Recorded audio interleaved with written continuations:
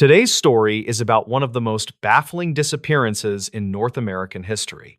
It is a case that sparked the largest search and rescue operation ever conducted in the Great Smoky Mountains, involving the FBI, the Green Berets, and thousands of volunteers. Yet, to this day, it remains unsolved. This is the story of Dennis Martin. Before we begin, tell me where you are watching from in the comments. To understand how truly terrifying this story is, you first have to understand the setting. The Great Smoky Mountains National Park, straddling the border between North Carolina and Tennessee, is a place of ancient, breathtaking beauty. It is named for the natural fog that hangs over the range and looks like large smoke plumes. It is a dense, temperate rainforest with over 800 square miles of wilderness. It is a place where families go to make memories, to camp, and to escape the noise of the city. But the locals know something else about these mountains. They know that the terrain is unforgiving. The vegetation is so thick, often called rhododendron hells, that a person can step 5 feet off the trail and completely disappear from view. It is in this vast green ocean of trees that the Martin family arrived for a Father's Day weekend trip. It was June 14th, 1969. Bill Martin, a successful architect from Knoxville, Tennessee, had been looking forward to this trip all year. It was an annual tradition for the Martin family. Every Father's Day, the men of the Martin family, Bill, his father Clyde, and his 2 sons, would hike into the mountains to camp. This year, they were headed to a place called Spencefield.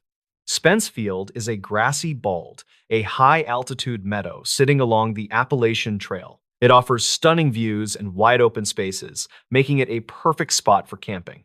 Bill brought along his 2 sons. There was his older son, Douglas, and his younger son, Dennis. Dennis Martin was just 6 years old. He was a cute kid, a little small for his age, with a mop of dark hair and an adventurous spirit. On this particular trip, Dennis was wearing a very distinct outfit. He had on a bright red t-shirt, green shorts, and white socks with little Oxford-style shoes. That red shirt is a crucial detail because in the deep greens and browns of the forest, red is the one color that should stand out like a beacon. It is the color of safety, or at least it should have been. The hike up to Spencefield was grueling but uneventful. The family arrived at the clearing, set up their campsite, and began to enjoy the pristine mountain air. It was a beautiful Saturday afternoon. The sun was shining, the birds were singing, and the atmosphere was relaxed. There were other families up there too. In fact, another family, the Martins' friends, were camped nearby with their own 2 young sons. So, you had a group of 4 young boys running around the meadow, playing tag, and burning off energy while the fathers sat on the grass, chatting and keeping a casual eye on them. As the afternoon sun began to dip lower, casting long shadows across the grass, the boys decided they wanted to play a prank on the adults. You know how kids are. They love the thrill of the jump scare. The plan was simple. The adults were sitting in a loose circle talking. The 4 boys would split up, sneak around the perimeter of the clearing, hide in the bushes, and then, on a silent signal, they would all jump out at once and scream to startle their dads. Because Dennis was the youngest, and because he was wearing that bright red shirt, the older boys told him he needed to hide separately so he would not give away their position. The 3 older boys went one way, creeping to the left. Dennis, eager to play his part perfectly, went the other way. He trotted off alone toward a patch of dense brush on the edge of the forest. Bill Martin watched his son go. He saw the flash of the bright red shirt as Dennis ducked behind a large bush. Bill smiled, knowing exactly what the kids were up to. He leaned back, ready to play along, ready to act surprised when the boys jumped out. He watched the bush where Dennis was hiding. He was only about 20 or 30 feet away. It was close. Close enough to throw a baseball. Close enough to hear a twig snap. A few minutes passed. The tension built in that playful way children love. Then, the signal was given. Boom. From the left side of the clearing, the 3 older boys burst out of the bushes, screaming and laughing. The fathers jumped, feigning shock, laughing along with the kids. It was a chaotic, happy moment of family fun. But Bill Martin was not looking at the 3 boys. He was looking to his right. He was looking at the bush where Dennis had hidden. He was waiting for his 6-year-old to jump out and join the fun. But Dennis did not jump out. The laughter of the other boys died down. They looked around, breathless and smiling. "Where's Dennis?" one of them asked. Bill stood up. He felt a tiny prick of annoyance, thinking maybe Dennis had misunderstood the plan or was just being shy. "Dennis?" he called out. "Okay, buddy, you got us. You can come out now." There was no answer, just the sound of the wind moving through the tall grass of Spence Field. Bill walked over to the bush. He expected to see his son crouch down, giggling, hand over his mouth. Bill reached out and pulled the branches aside. There was nothing there. The space behind the bush was empty. At that specific moment, panic did not set in fully. Not yet. The human brain tries to rationalize things. Bill assumed Dennis had just moved to a better hiding spot. Maybe he had crawled a little further back into the woods to be even sneakier. "Dennis!" Bill yelled louder. "Come on out!" Bill stepped past the bush and entered the tree line. He walked 10 yards, then 20 yards. He scanned the woods. The trees were dense here, the undergrowth thick with rhododendrons and mountain laurel. "Dennis!" Silence. Bill turned back to the other adults. The look on his face had changed. The other fathers saw it immediately, that sudden, sharp transition from relaxation to alertness. They all stood up. "He's not there," Bill said, his voice rising in pitch. For the next 10 to 15 minutes, the men frantically searched the immediate area. They ran in widening circles, calling Dennis's name. They checked the nearby trails. They checked the steep drop-offs. But there was no sign of him. No flash of a red shirt. No sound of a crying child. It was as if the earth had simply opened up and swallowed him whole in the span of 3 minutes. Bill Martin, realizing this was serious, ran miles down the trail to the ranger station to get help. By 8 in the evening, the National Park Service had been alerted.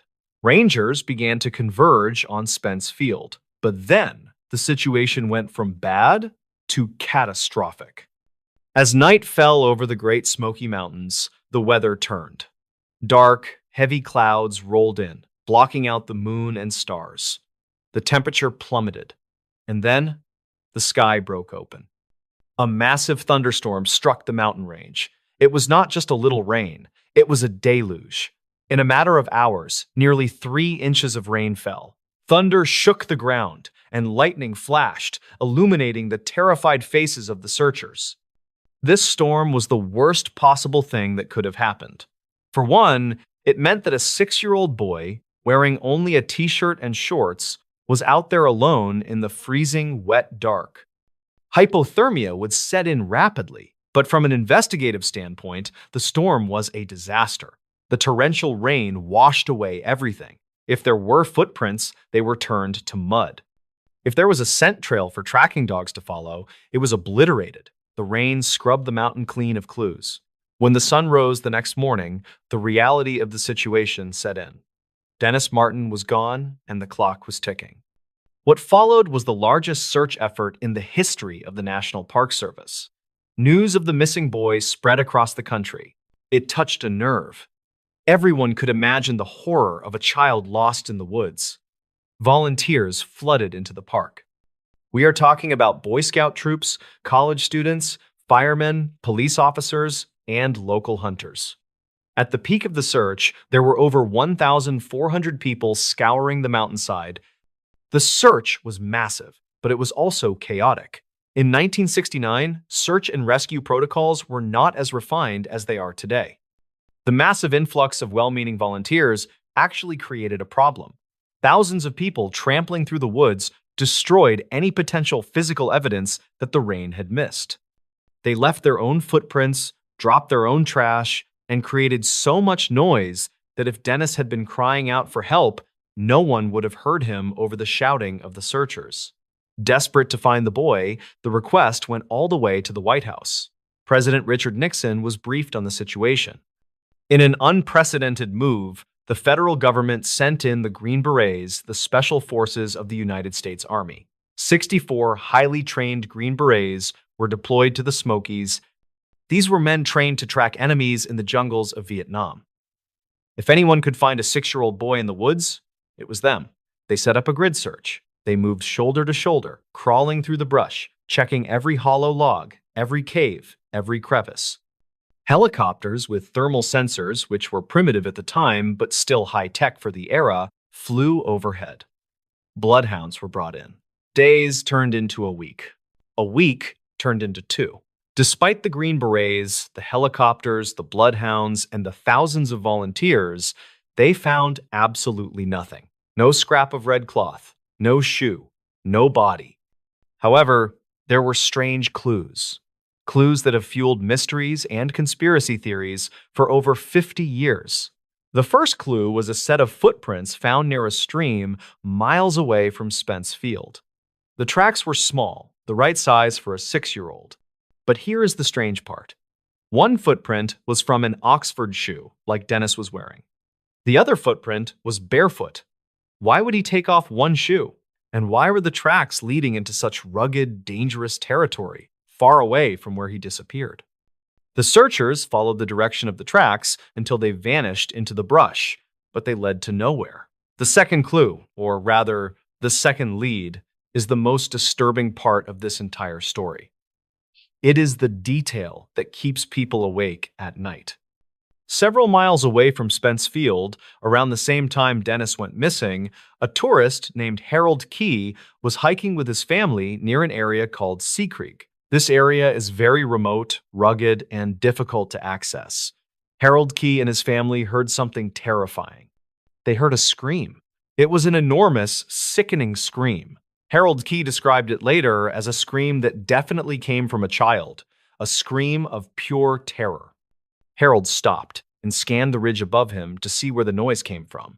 He saw movement. Through the trees, he saw a figure, but it was not a child. Harold Key told investigators that he saw a wild man. He described a disheveled, rough-looking man moving quickly through the trees. The man appeared to be hiding, moving with a strange, stealthy gait. But the most chilling detail was that this man appeared to be carrying something on his shoulder. Harold Key could not make out exactly what the bundle was, but he saw something red. Remember, Dennis Martin was wearing a bright red shirt.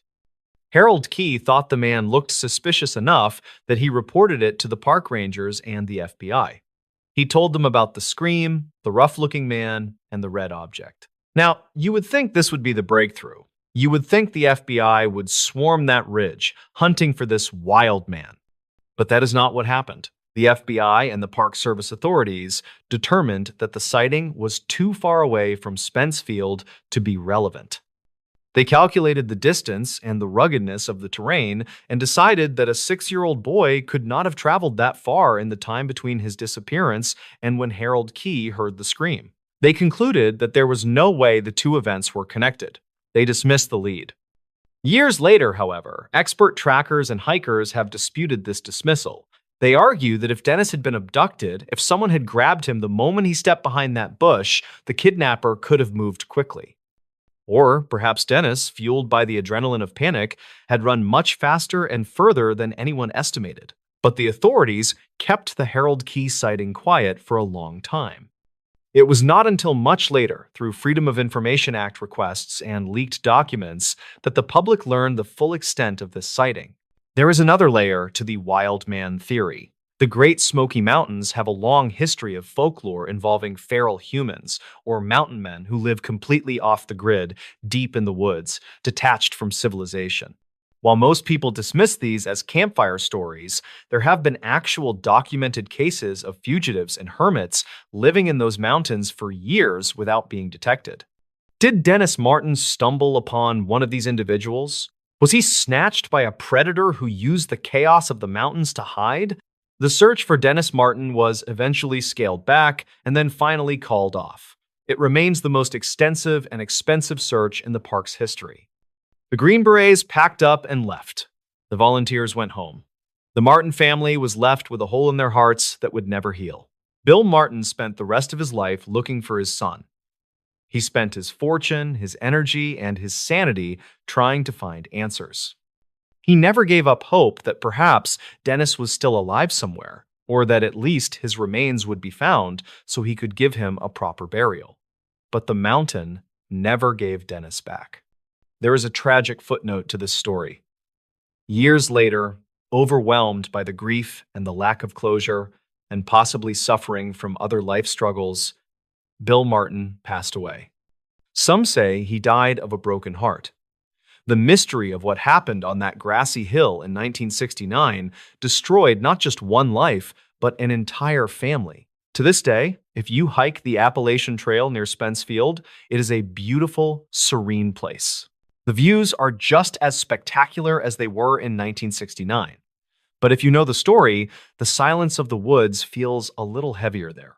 You look at the dense rhododendron thickets, the hells, and you wonder, how does a boy vanish in 60 seconds? Did he get lost and succumb to the elements, his small body hidden in a crevice that searchers missed by inches? Was he taken by a mountain lion? Though no blood or torn clothing was ever found. Or was there something darker roaming the woods that day? A wild man who saw a flash of a red shirt and seized an opportunity? We will likely never know the truth. The disappearance of Dennis Martin remains one of the most unsettling mysteries of the national park system. It is a reminder that no matter how safe we feel, the wilderness is vast, indifferent, and full of secrets. And that is where the story ends.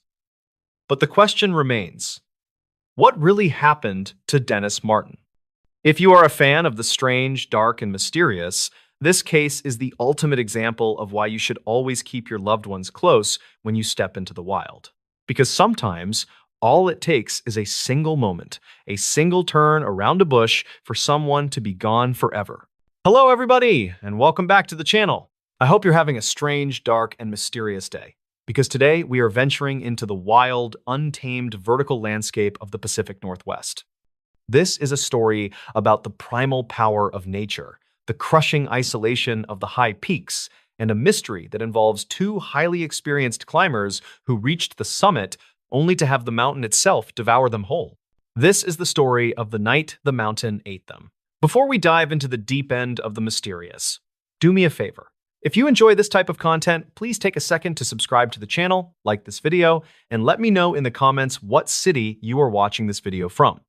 Your support helps me keep telling these strange, dark, and mysterious stories. Our story centers on Mount Rainier, the colossal, glacier-covered stratovolcano that dominates the skyline of Washington state. Rainier is magnificent, but it is also one of the deadliest peaks in the world, responsible for hundreds of climbing fatalities. The event we are focusing on took place in the late summer of 1998. Our protagonists are two men, Ethan Cole and Marcus Bell. They were not tourists, they were seasoned professionals. Ethan was a veteran mountain guide with dozens of successful ascents of Rainier.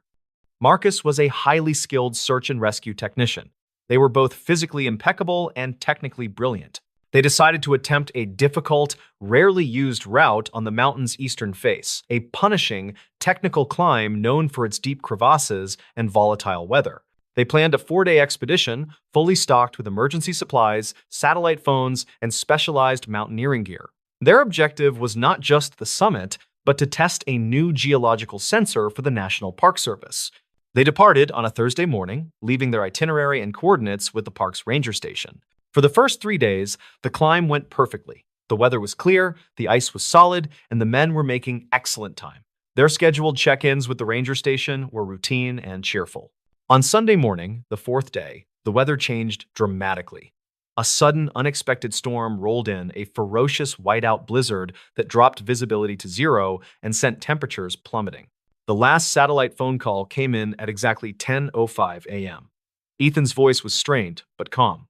Ranger Base, this is Cole. We've reached the summit. We are logging the sensor data now. The storm hit fast. Visibility is 0. Winds are 60 knots. We are establishing the emergency summit anchor and beginning descent immediately. We'll check in at Camp Muir in 8 hours. Copy that, Cole, the ranger responded. Be safe. Get off that mountain. That was the last time anyone spoke to Ethan Cole or Marcus Bell. 8 hours passed.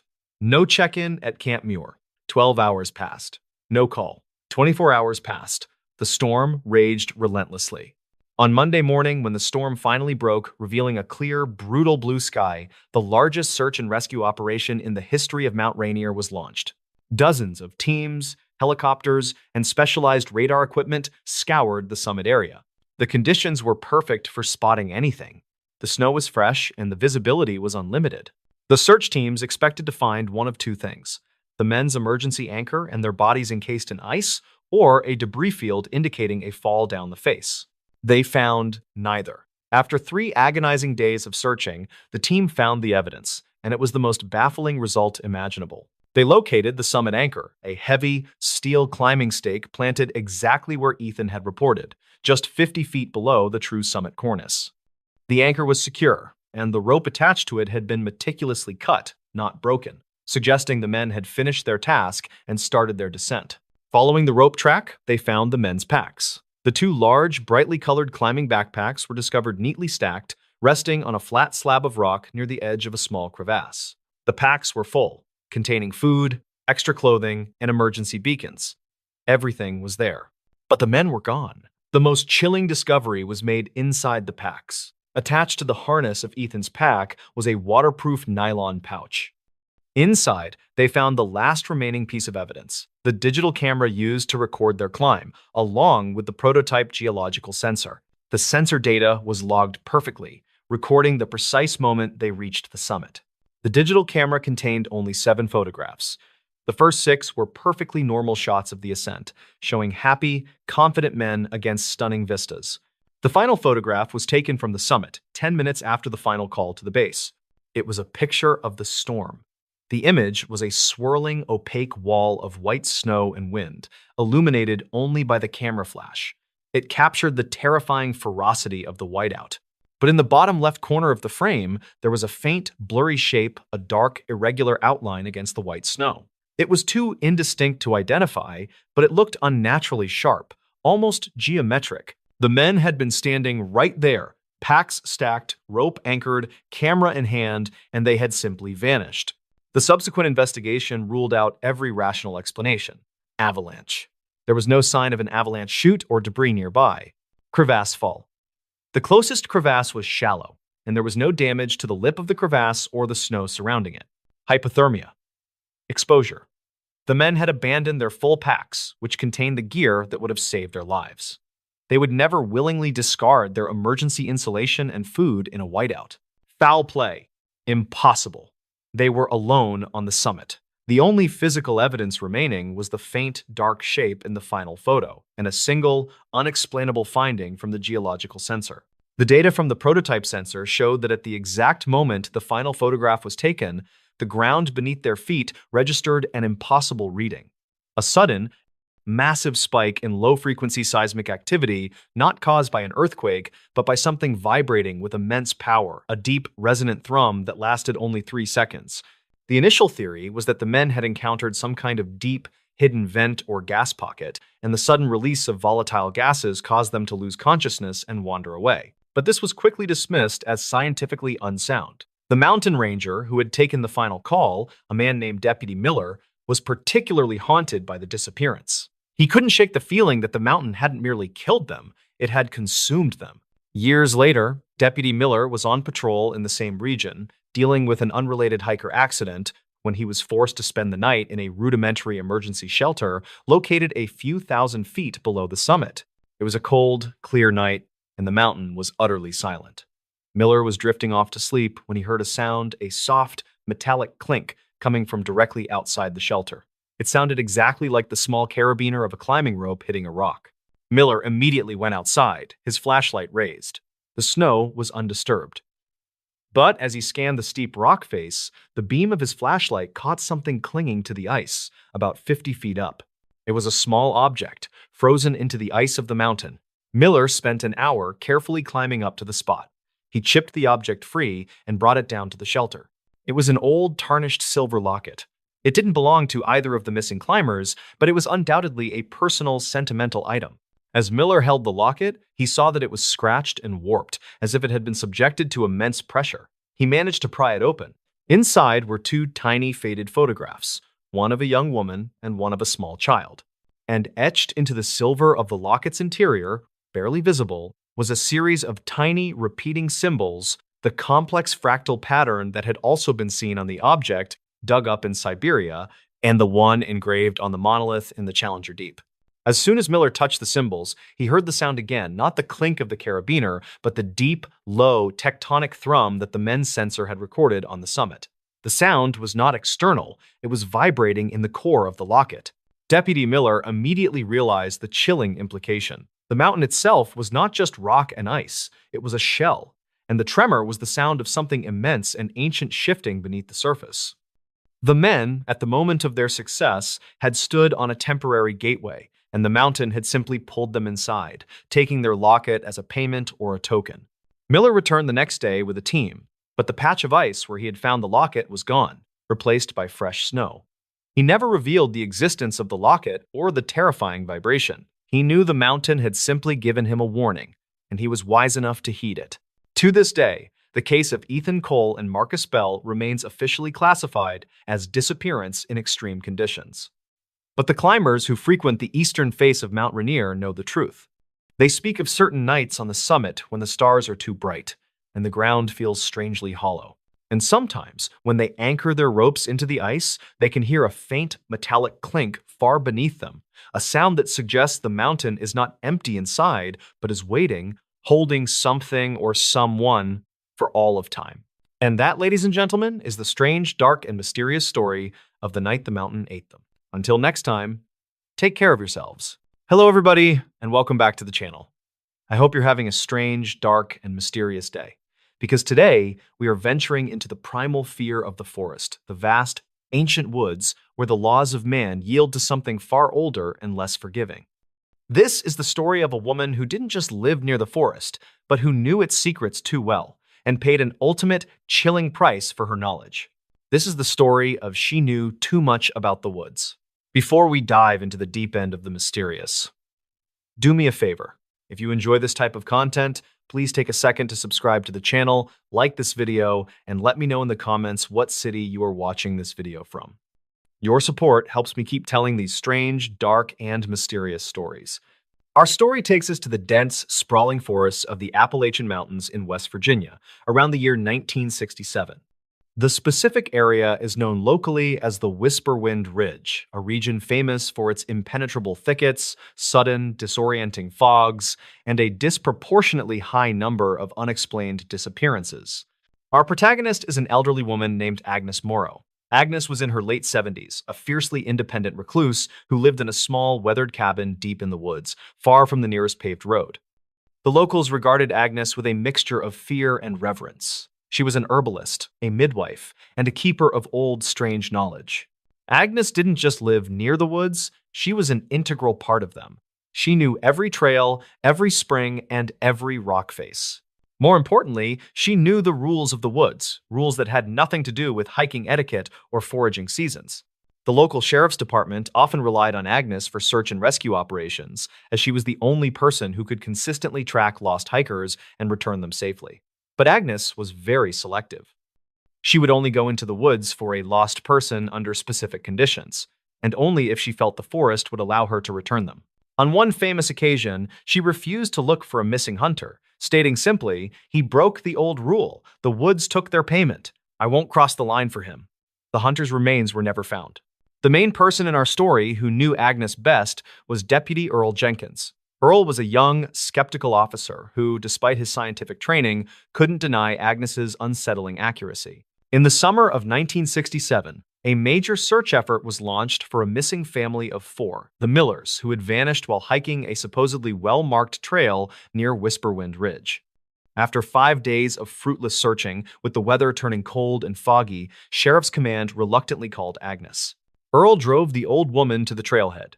Agnes, dressed in heavy wool and carrying a simple staff, stood silently at the entrance to the forest. She didn't look at the ground. She looked up at the canopy, as if asking permission. After a few minutes, she spoke, her voice dry as dead leaves. "The woods are willing to give the father back, but only the father. The others, they crossed the boundary when the fog rolled in. They are under the quiet." Earl, though horrified by her cold certainty, begged her to lead the search for the father. Agnes spent the next 6 hours in the woods, leading a team of 5 deputies, including Earl, on a path that defied all logic. It was not a trail, but a series of precise, impossible zigzags between boulders and thickets. Just as the sun began to set, they found the father, Mr. Miller. He was alive, but completely catatonic, curled up beneath a shallow rock overhang, shivering uncontrollably.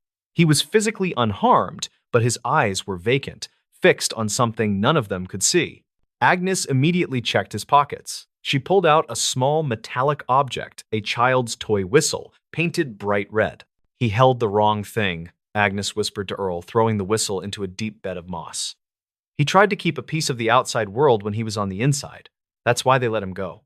She led the man out, refusing to go back for the mother and children. The search was called off. The remaining 3 members of the Miller family were never seen again, vanishing into the quiet depths of the Appalachian forest. The chilling success of that rescue cemented Agnes's disturbing reputation, but it also marked the beginning of her own demise. After the Miller rescue, Earl Jenkins began visiting Agnes at her cabin. Not for cases, but out of desperate curiosity. He wanted to know the rules. He wanted to understand the quiet and the payment she spoke of. Agnes, surprisingly, began to talk. She explained that the woods weren't just trees and animals, they were an entity, a self-contained system with a profound, almost territorial intelligence. She told him, "Add it, the rule of noise. Never make unnecessary noise after sundown. The woods tolerate the wind and the stream, but they do not tolerate loud human sound. It wakes what sleeps below. The rule of memory. Do not carry a piece of the woods away with you. If you take a stone or a piece of deadfall, the woods will remember your scent and call you back when you sleep. The rule of direction. The trails are not for walking on. The trails are the teeth of the forest. They only lead you to the edges. Go off the trail, and the woods will choose your direction for you." Agnes told Earl she had learned these rules from her own grandmother, who had lived the same life, and that the ultimate penalty for breaking the rules was the quiet. "The quiet," she explained, "is when the forest decides you don't belong here, and it removes your memory from the world. It silences your name. Your friends forget you. Your belongings disappear. You become a piece of the quiet, indistinguishable from the moss and the stone." One late autumn afternoon, Earl drove out to visit Agnes. He found her sitting on her porch, staring intently at the deep green boundary of the forest. She looked worried, older than her years, and spoke without preamble. "I broke the rule, Earl. I shouldn't have brought the father out. I crossed the line. The quiet is coming for me." Earl tried to reassure her, suggesting she was just tired. "No," she insisted, shaking her head slowly. "Last night, I woke up and my wedding ring was gone. It was on my hand when I went to sleep. I didn't take it off. I never take it off." "Maybe you lost it in the house, Agnes." "No. And this morning I spoke to the mail carrier. He was a kind boy. He asked who I was. He said he'd never seen me before. He comes here every Tuesday." The quiet was not just about the forest taking her, it was about the world forgetting she had ever existed. Earl stayed with her for 3 hours, trying to talk sense into her, trying to convince her to come back to town. She refused. As he drove away, he looked back at the small cabin. Agnes was still sitting on the porch, a tiny, defiant figure against the massive, looming backdrop of the Whisperwind Ridge. Earl returned the next morning, driving straight to the secluded clearing where her cabin stood. The cabin was gone. Not destroyed, not burned down, just gone. The clearing was empty. There was no foundation, no remnants of burned wood, no disturbed earth. The clearing was simply a natural, grass-covered space ringed by the tall, indifferent trees. Earl searched frantically, circling the spot, looking for any sign that a structure had ever stood there. He eventually found a small, circular depression in the ground, covered in fresh, wet moss. It was exactly the size and shape of an old water well, but it was capped with a flat, impossibly smooth piece of granite. He stood in the empty clearing, the utter silence of the woods pressing down on him. He realized that the forest hadn't merely destroyed Agnes's cabin, it had erased it, removing the physical structure and the memory of its presence. He spent the next week investigating.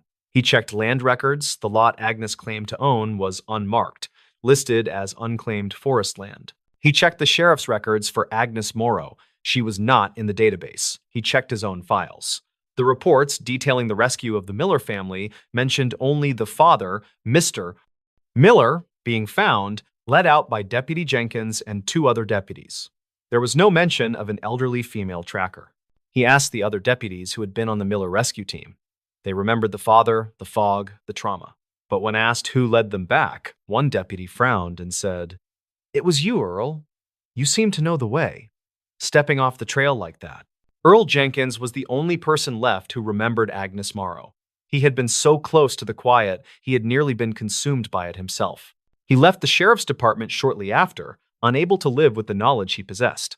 He kept only one small thing: a single, black and white photograph he had secretly taken of Agnes on her porch the last day he saw her. He kept the photo hidden away in a safe deposit box. But over the years, he noticed a horrifying change. The photograph wasn't fading. It was becoming more indistinct.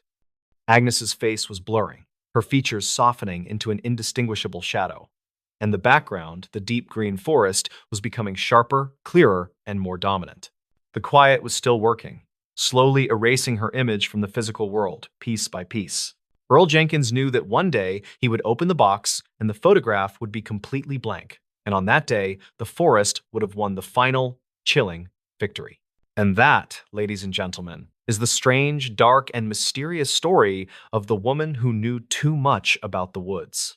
Until next time, take care of yourselves. Today's story is about a manhunt that sounds like it was written for a Hollywood action movie, but it is 100% true. It involves a man who possessed superhuman endurance, a man who could vanish into thin air, and a man who triggered the first ever aerial police chase in history.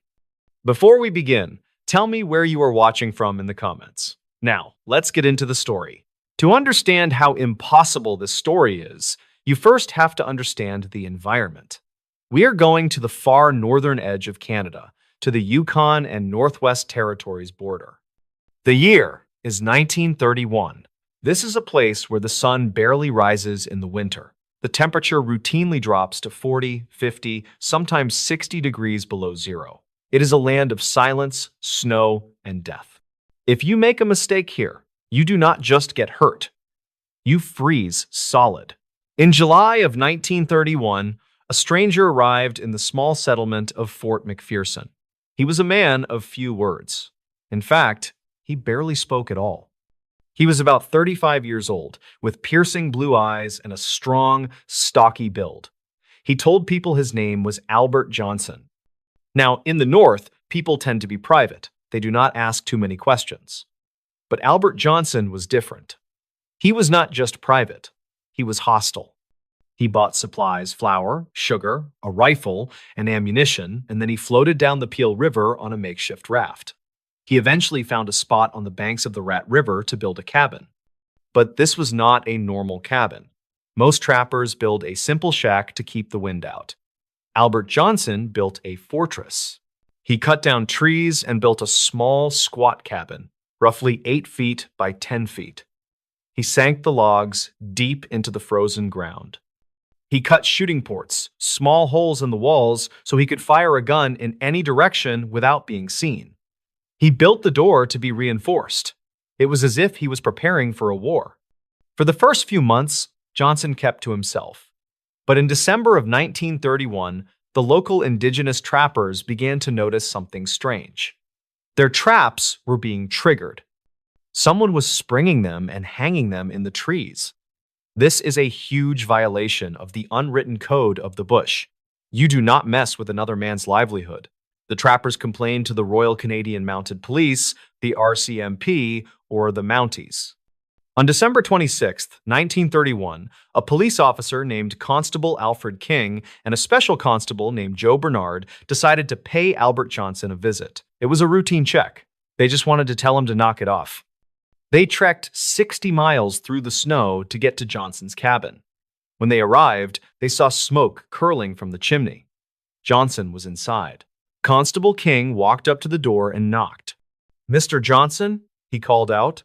"I am Constable King with the RCMP. I need to speak with you." Silence. King knocked again. "Mr. Johnson, open the door!" Inside the cabin, Johnson remained dead silent. But King could hear him moving. He could feel eyes watching him through one of those shooting ports. King looked at Bernard. This was weird. Usually, a lonely trapper is happy to see a friendly face. But Johnson gave them nothing. Without a warrant, the officers could not break in. So, frustrated, they turned around and made the 60-mile trek back to Fort McPherson to get a search warrant. 5 days later, King returned.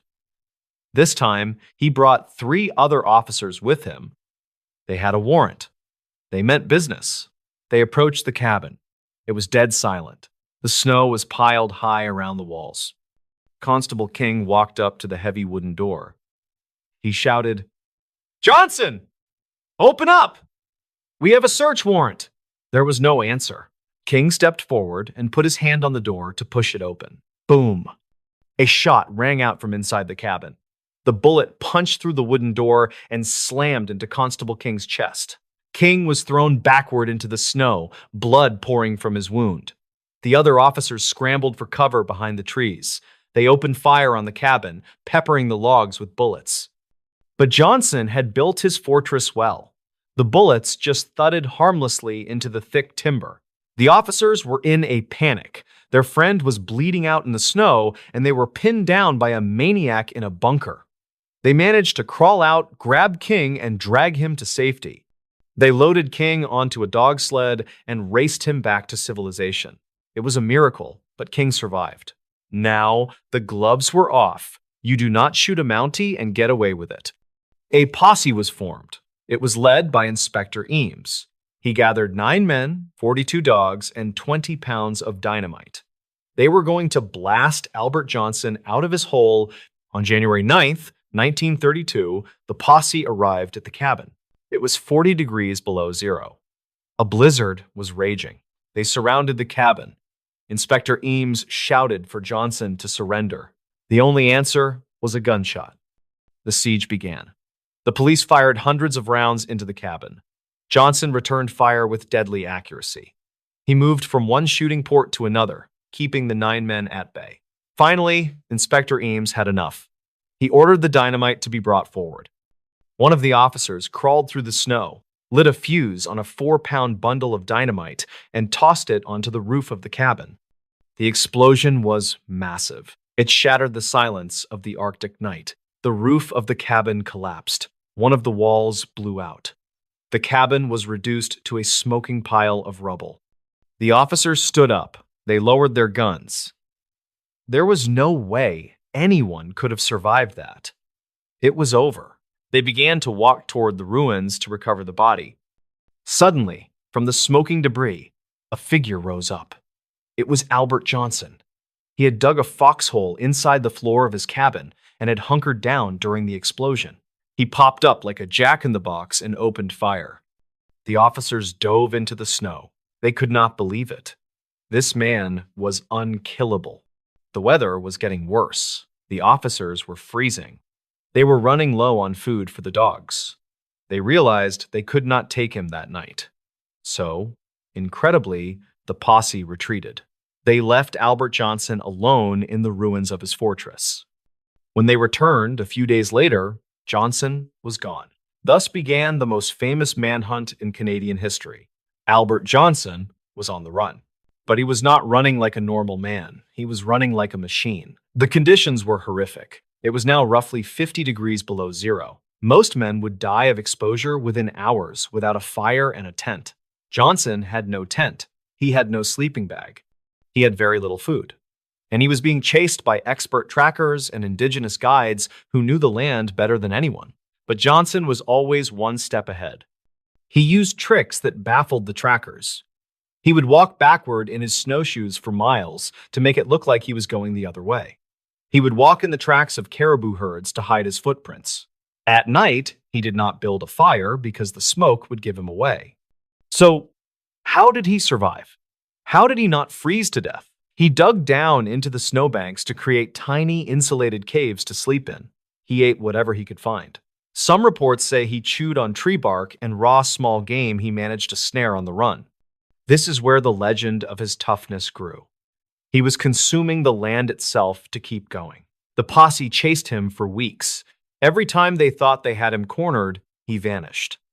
At one point, Johnson reached a barrier that the police thought would stop him.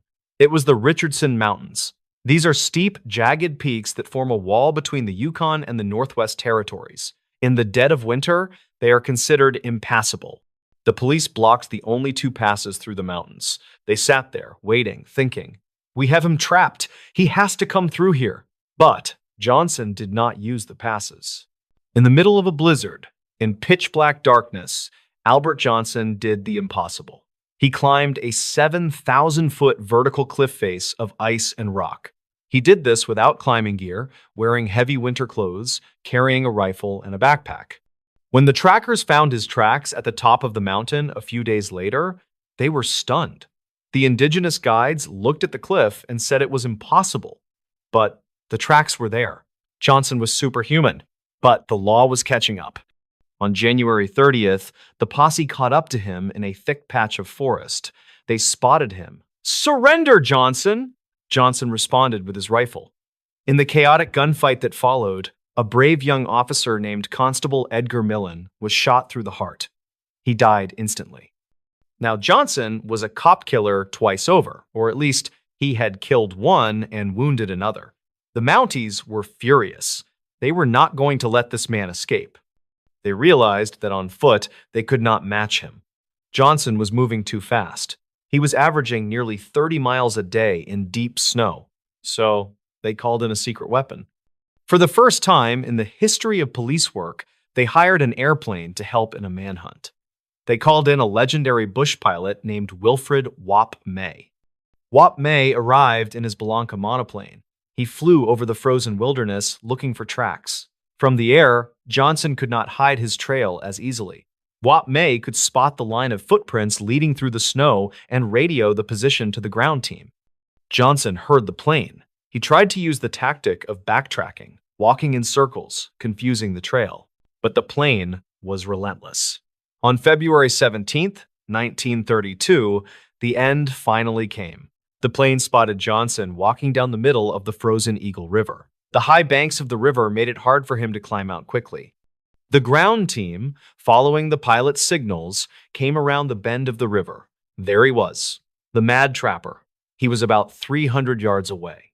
He saw the police sleds coming. He saw the plane circling overhead. He knew there was nowhere left to run. Albert Johnson didn't try to talk. He didn't try to surrender. He just dropped to his knees, dug a shallow trench in the snow, and raised his rifle. The police officers fanned out. They yelled for him to give up. Johnson fired. The shootout on the Eagle River was intense. Bullets were flying everywhere, kicking up sprays of ice and snow. Wap May, the pilot, was circling above, watching the whole thing. He later said it looked like a war scene. Johnson was hit, but he kept firing. He was hit again. He kept firing. Finally, a bullet severed his spine. The firing stopped. The officers waited. The wind howled over the ice. Slowly, carefully, they approached the body. Albert Johnson lay face down in the snow. He was dead. His body was a wreck.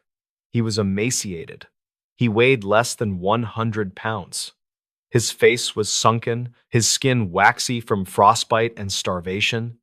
He had practically eaten nothing for a month, yet he had outrun a team of well-fed men and dogs for 150 miles.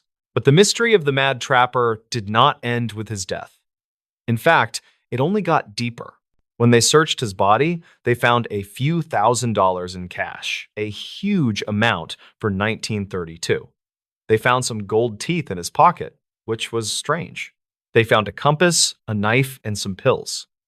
But they did not find a single piece of identification. No wallet, no letters, no name. Albert Johnson was just a name he had given when he arrived. It was an alias. They took his fingerprints. They sent them to the FBI in America, to Scotland Yard in England, to police forces all over Canada. No match. Nobody knew who he was. Nobody knew why he had come to the Arctic. Nobody knew why he hated the police so much that he was willing to die rather than just talk to them about some beaver traps. For decades, Theories ran wild. Was he a bank robber from Chicago hiding out? Was he a draft dodger from World War I? Was he a mentally unstable hermit? They exhumed his body, dug it up several times over the years to do DNA testing. Finally, in 2021, nearly 90 years after the shootout, a team of genetic investigators made a breakthrough. Using advanced DNA genealogy, they linked the Mad Trapper to a family in Sweden. His real name, they believe, was Patrick Ginter. But even with a name, we still do not have the why. We do not know what snapped in his mind. We do not know what darkness he was running from that made the frozen hell of the Canadian Arctic seem like a safe haven.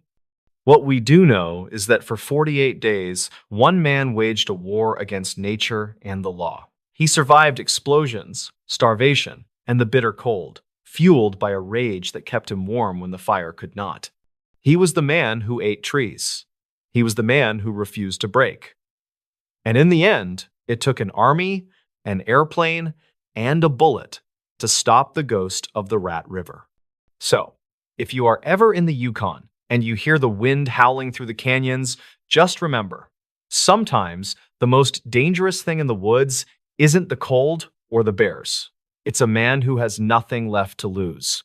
Hello, everybody, and welcome back to the channel. I hope you're having a strange, dark, and mysterious day, because today we are venturing out onto the relentless, churning waters of the North Atlantic. This is a story about the terrifying finality of the sea, the perfect erasure of a human life, and a disappearance so clean, so absolute, that it defied all logic and left behind only the chilling riddle of an empty boat. This is the story of the unsolvable case of the missing fisherman. Before we dive into the deep end of the mysterious, do me a favor. If you enjoy this type of content, please take a second to subscribe to the channel, like this video, and let me know in the comments what city you are watching this video from. Your support helps me keep telling these strange, dark, and mysterious stories. Our story begins in the small, tight-knit fishing village of Port Blossom, nestled on the rocky coast of Maine in the late 1970s. This community was built on the sea, and its people respected its power. They knew that the ocean takes its due. Our protagonist is a fisherman named Silas Croft. Silas was a 30-year-old man, known as one of the most capable and cautious lobster fishermen in Port Blossom. He was strong, steady, and meticulous about safety. Silas owned his own boat, the Sea Witch, a sturdy 26-foot diesel trawler. On a crisp, clear Monday morning in mid-October, Silas kissed his wife goodbye, gave his customary wave to the dockmaster, and took the Sea Witch out to his favorite lobster grounds about 15 miles offshore. He was expected back by sunset around 6 o'clock p.m. I'm Brad. The weather was perfect. Clear skies, minimal chop, and the kind of ideal conditions that promise a heavy haul. 6 o'clock p.m. came and went. Silas did not return. By 9 o'clock p.m., the Coast Guard was notified and a search was immediately launched. The search was aided by the excellent weather and the clear fact that Silas had not been out long enough to drift far. The discovery was made at 3 o'clock a.m., floating gently in the quiet water just 5 miles east of his regular fishing spot.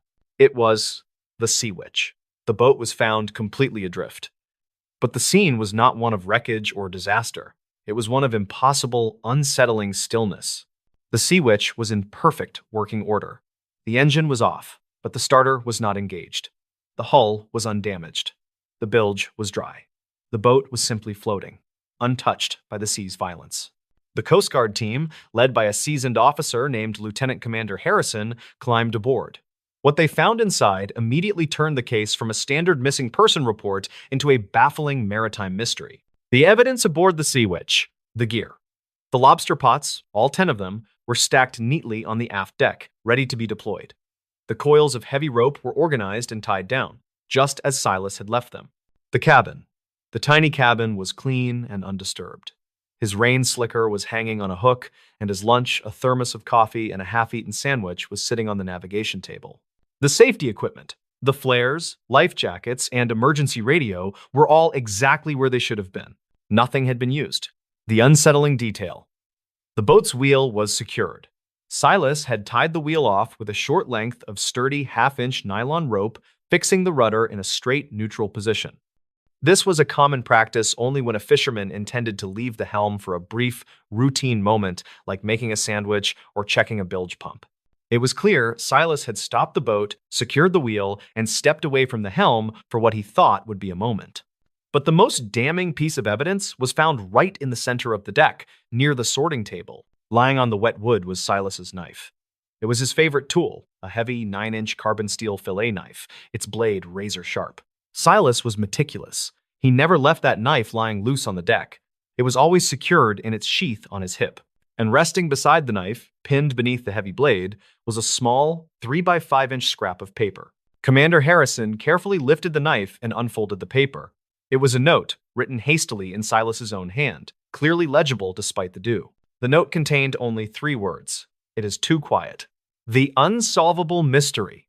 The search for Silas Croft became an intense, massive operation, spanning hundreds of square miles of the North Atlantic. They searched for a body, for a life jacket, for any sign of a struggle. The sea gave up nothing. The physical evidence pointed to an impossible conclusion. Silas Croft had stopped his boat, secured his wheel, placed his knife and a note on the deck, and then, in a perfectly calm, non-emergency situation, walked off the side of his boat and vanished without a trace. The Coast Guard, unable to rationalize the event, suggested that Silas must have suffered a sudden, acute psychological break, written the note, and committed suicide. The people of Port Blossom, however, rejected this idea completely. Silas was not a depressed man. His note, "It is too quiet," was not a cry of despair. It was a cryptic professional observation. The fishermen knew what that phrase meant. The ocean, even on a calm day, is never truly silent.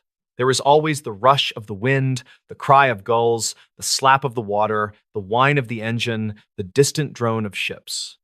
When the ocean becomes too quiet, it means the natural background noise has stopped, and it is replaced by an unnerving, profound silence. Silas had experienced a localized atmospheric or oceanic anomaly, a pocket of silence that was so profound it compelled him to stop his work. But why would he leave his knife and write a note? The only person who provided a clue was Silas's wife, who confessed that Silas had recently developed an odd habit. Before every trip, he would take his knife, tap the deck 3 times, and repeat a small, strange phrase he refused to explain. Don't take the sound. A private investigator hired by the family focused on the only truly abnormal physical evidence, the 3-word note and the secured wheel. He believed that Silas had heard something in the silence that demanded his attention. He theorized that Silas had anchored his boat not to have lunch, but to get a better look at something floating nearby, something he didn't want to lose track of. But if he was going to look, why wouldn't he take his binoculars? Why leave the knife? The case went cold, haunting Port Blossom for decades. The Sea Witch was eventually salvaged, but the question of what happened to its captain remained unanswered. The second incident. The mystery reignited exactly 10 years later, in October 1988. Another fisherman from Port Blossom, a man named George Harper, was fishing in the exact same spot where the Sea Witch was found. The weather was again unnaturally calm. George returned to Port Blossom that evening, visibly shaken.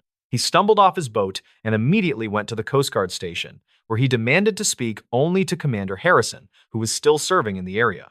George recounted a terrifying experience. He had been pulling in his lobster traps when the engine on his boat suddenly stalled, despite being brand new and flawlessly maintained. He tried to restart it, but the ignition was dead. The moment the engine died, the silence descended. "It wasn't just quiet, Commander," George whispered to Harrison. "The air felt thick, heavy. The gulls stopped flying. The water, it stopped moving. It was like I was floating in a tank of glass." George, terrified, grabbed his radio to call for help. Just as he lifted the microphone, he heard a sound, a slow, rhythmic thump that seemed to emanate not from the water, but from the bottom of his hull. Thump, thump, thump. He described the sound as being huge, like a deep heartbeat.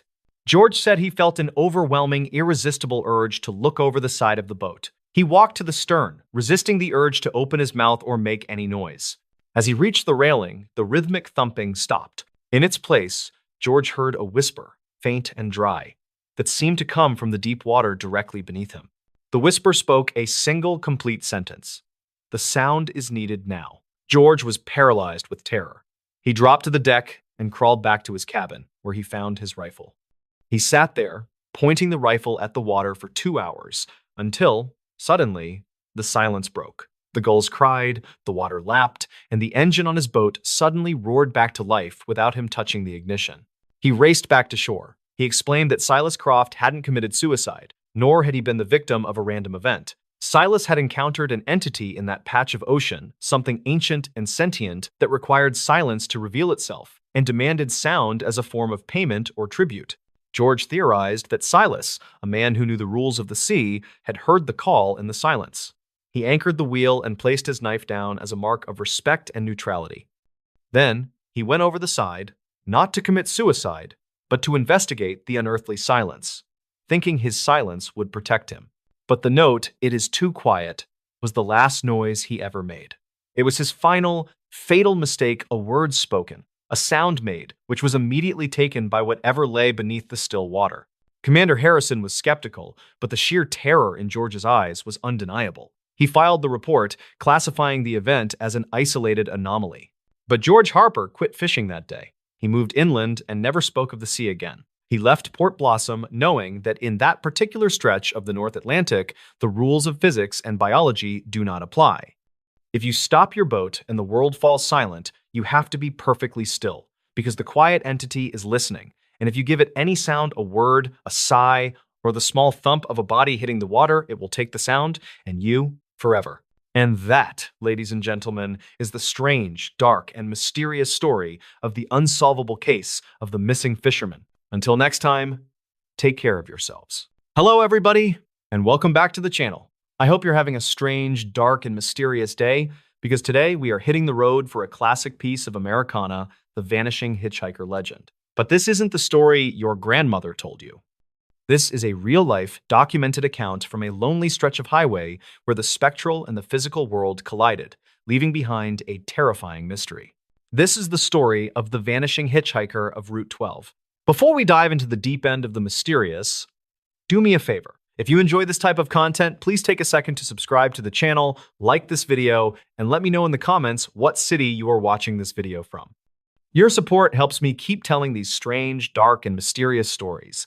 Our story centers on a specific, desolate stretch of highway known as Route 12, winding its way through the rugged, sparsely populated mountains of upstate New York. It's a road notorious for its hairpin turns, thick fog, and a long, tragic history of fatal accidents.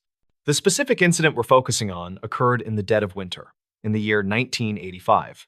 Our protagonist is a man named James Donovan. James was a traveling salesman for a regional paper company, a job that kept him on the road constantly. He was a skeptical, pragmatic man, utterly grounded in reality.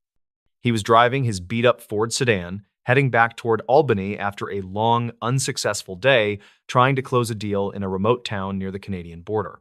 It was nearly 11 o'clock p.m.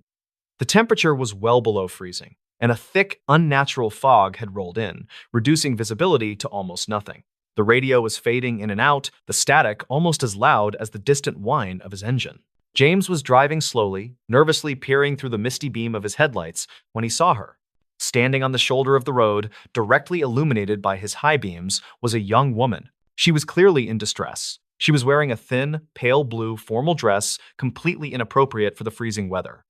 Her dark hair was wet, plastered against her pale face, and she was standing stiffly, her thumb out, shivering violently. She looked like she had wandered out of a high school prom and into a nightmare. James, despite his exhaustion and his common sense telling him not to stop on a dark, foggy road, couldn't leave her there. He slowed down, pulled the sedan onto the snowy shoulder, and rolled down the passenger window. The moment he saw her face up close, he felt a wave of profound unease. Her eyes were wide, dark, and fixed on him with an expression of pure, bone-deep terror. "Where are you going?" James asked, trying to sound friendly. The girl's voice was barely a whisper. "The bridge. I need to get to the old covered bridge, just up the road. Please, I have to get there now." Quote, James knew the bridge she meant. It was about 3 miles further down Route 12. It was an iconic, but very remote, landmark. "All right, hop in. You're freezing," he said, reaching across to unlock the passenger door. The girl quickly opened the door and slid into the seat. The moment she settled beside him, James was hit by an intense wave of cold. It was far colder than the outside air, a chilling, damp cold that seemed to radiate directly from her body. He pulled back onto the highway, My name is James. What's yours? Eliza, she replied, her voice still thin and strained. She didn't look at him. Her eyes were fixed straight ahead on the road, watching the fog-shrouded path ahead. James tried to make small talk, asking her what she was doing out here, who she was with, and why she was wearing a summer dress. Eliza's replies were short, fragmented, and strange. She mumbled something about a terrible argument and having to leave. She kept repeating that she was late and that she had to warn them. As they drove, James noticed something else disturbing. Despite the overwhelming cold she exuded, there was no sign of condensation, frost, or even a single shiver visible on her skin. She was perfectly, chillingly still. He glanced down at his dashboard. The thermometer gauge was inexplicably climbing, not dropping. The interior of the car was getting hotter, yet the cold radiating from Eliza was making James's side of the car feel like a freezer. They had been driving for about 5 minutes when the fog suddenly thickened, becoming an opaque, blinding wall of white. James had to slow the car down to barely 10 miles per hour. Almost there, Eliza whispered, her voice tightening with dread. It's coming. What's coming, Eliza? The bridge? No, she said, her voice now dangerously calm. The sound of the car hitting the guardrail. James's blood ran cold. The way she said it was not a prediction. It was a statement of fact. A memory. He realized the horror of the situation. He wasn't giving a ride to someone in trouble. He was giving a ride to someone who had already been in trouble. He slammed on the brakes, pulling the car to a shuddering halt in the middle of the empty highway. Eliza, what are you talking about? Who are you? He demanded, turning to face her. She finally looked at him. Her face was no longer pale. It was completely translucent, the color of milky glass. Her wide, dark eyes held an expression of infinite sorrow and regret. I tried to tell them. I was supposed to be here, she said, her voice fading to a wispy echo. But I ran. I never should have left the dance. Then, from the fog directly ahead of them, came a sound. It was the sickening, unmistakable sound of grinding metal, followed by the shattering noise of glass exploding and a low, terrible crunch. The sounds were deafening, visceral, and felt incredibly close. James instinctively covered his head, bracing for impact. But the sounds faded instantly, replaced by the profound, heavy silence of the snowy road. The car hadn't moved. James realized the sounds hadn't come from a new accident. They were echoes, residual noise caught in the terrifying vortex that was Eliza. He looked back at the passenger seat. The seat was empty. Eliza was gone. There was no sound of a door opening or closing, no tracks in the snow outside the door. She had simply vanished. But she had left something behind. On the black vinyl of the passenger seat, there was a small puddle of water, not frozen, not melted, but perfectly room temperature, and lying in the center of the water was a piece of jewelry, a tiny, silver locket, slightly tarnished. James didn't hesitate.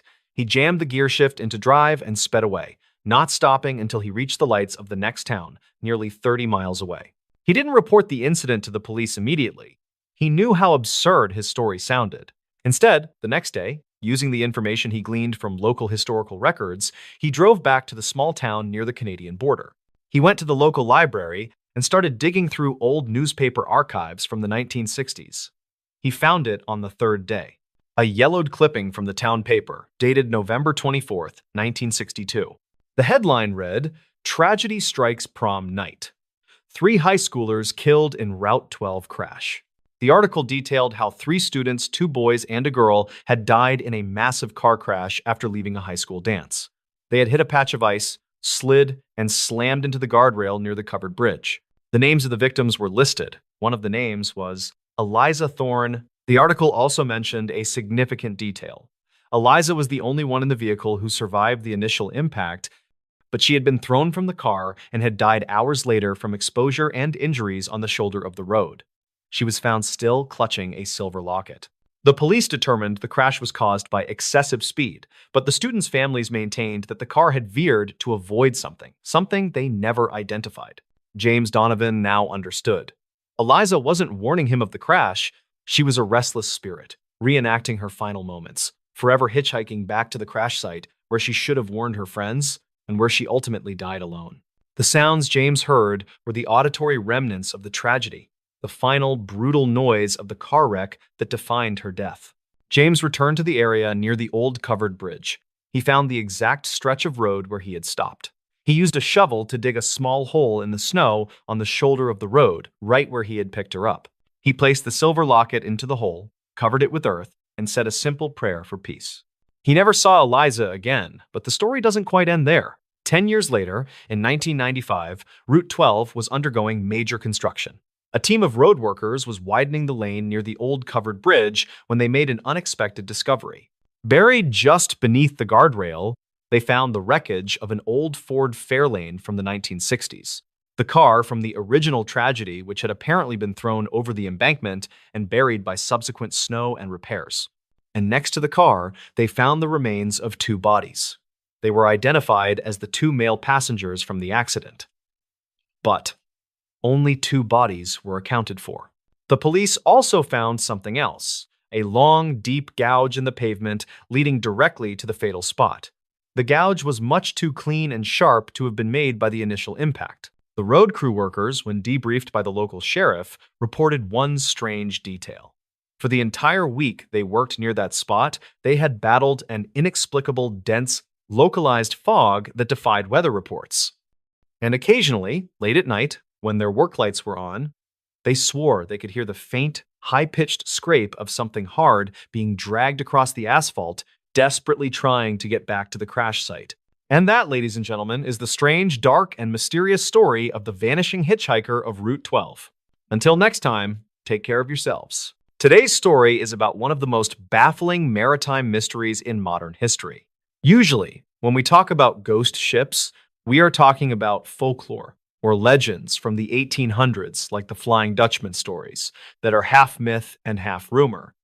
But today's story is about a real 1,300-ton steel cargo steamer, a ship that was abandoned by its crew, declared lost, and then proceeded to sail the Arctic Ocean alone, without a captain, without a crew, and without fuel, for nearly 4 decades. Before we begin, tell me where you are watching from in the comments. Now, let's get into the story. To understand how a massive steel ship can become a ghost, we first have to go to the frozen edge of the world. We are going to the Canadian Arctic and the coast of Alaska. The year is 1931. The ship in question was called the SS Bechimo. She was a tough, sturdy vessel. Originally built in Sweden, she was purchased by the Hudson's Bay Company. If you know anything about the history of the North, you know the Hudson's Bay Company was the titan of the fur trade. They needed ships that could take a beating. The Bechimo was exactly that. She was built to smash through ice. Her hull was reinforced with thick steel. For 9 years, she was the workhorse of the Arctic, sailing from Vancouver up to the northern coast of Canada, delivering supplies to remote outposts and picking up valuable furs. The crew of the Bechimo was led by Captain John Cornwell. Cornwell was not a man who scared easily. He was a veteran of the ice. He knew the waters, he knew the weather, and he respected the dangers of the North. In the summer of 1931, the Bechimo set off on what was supposed to be a routine run. They sailed north, threading their way through the treacherous waters, stopping at various trading posts.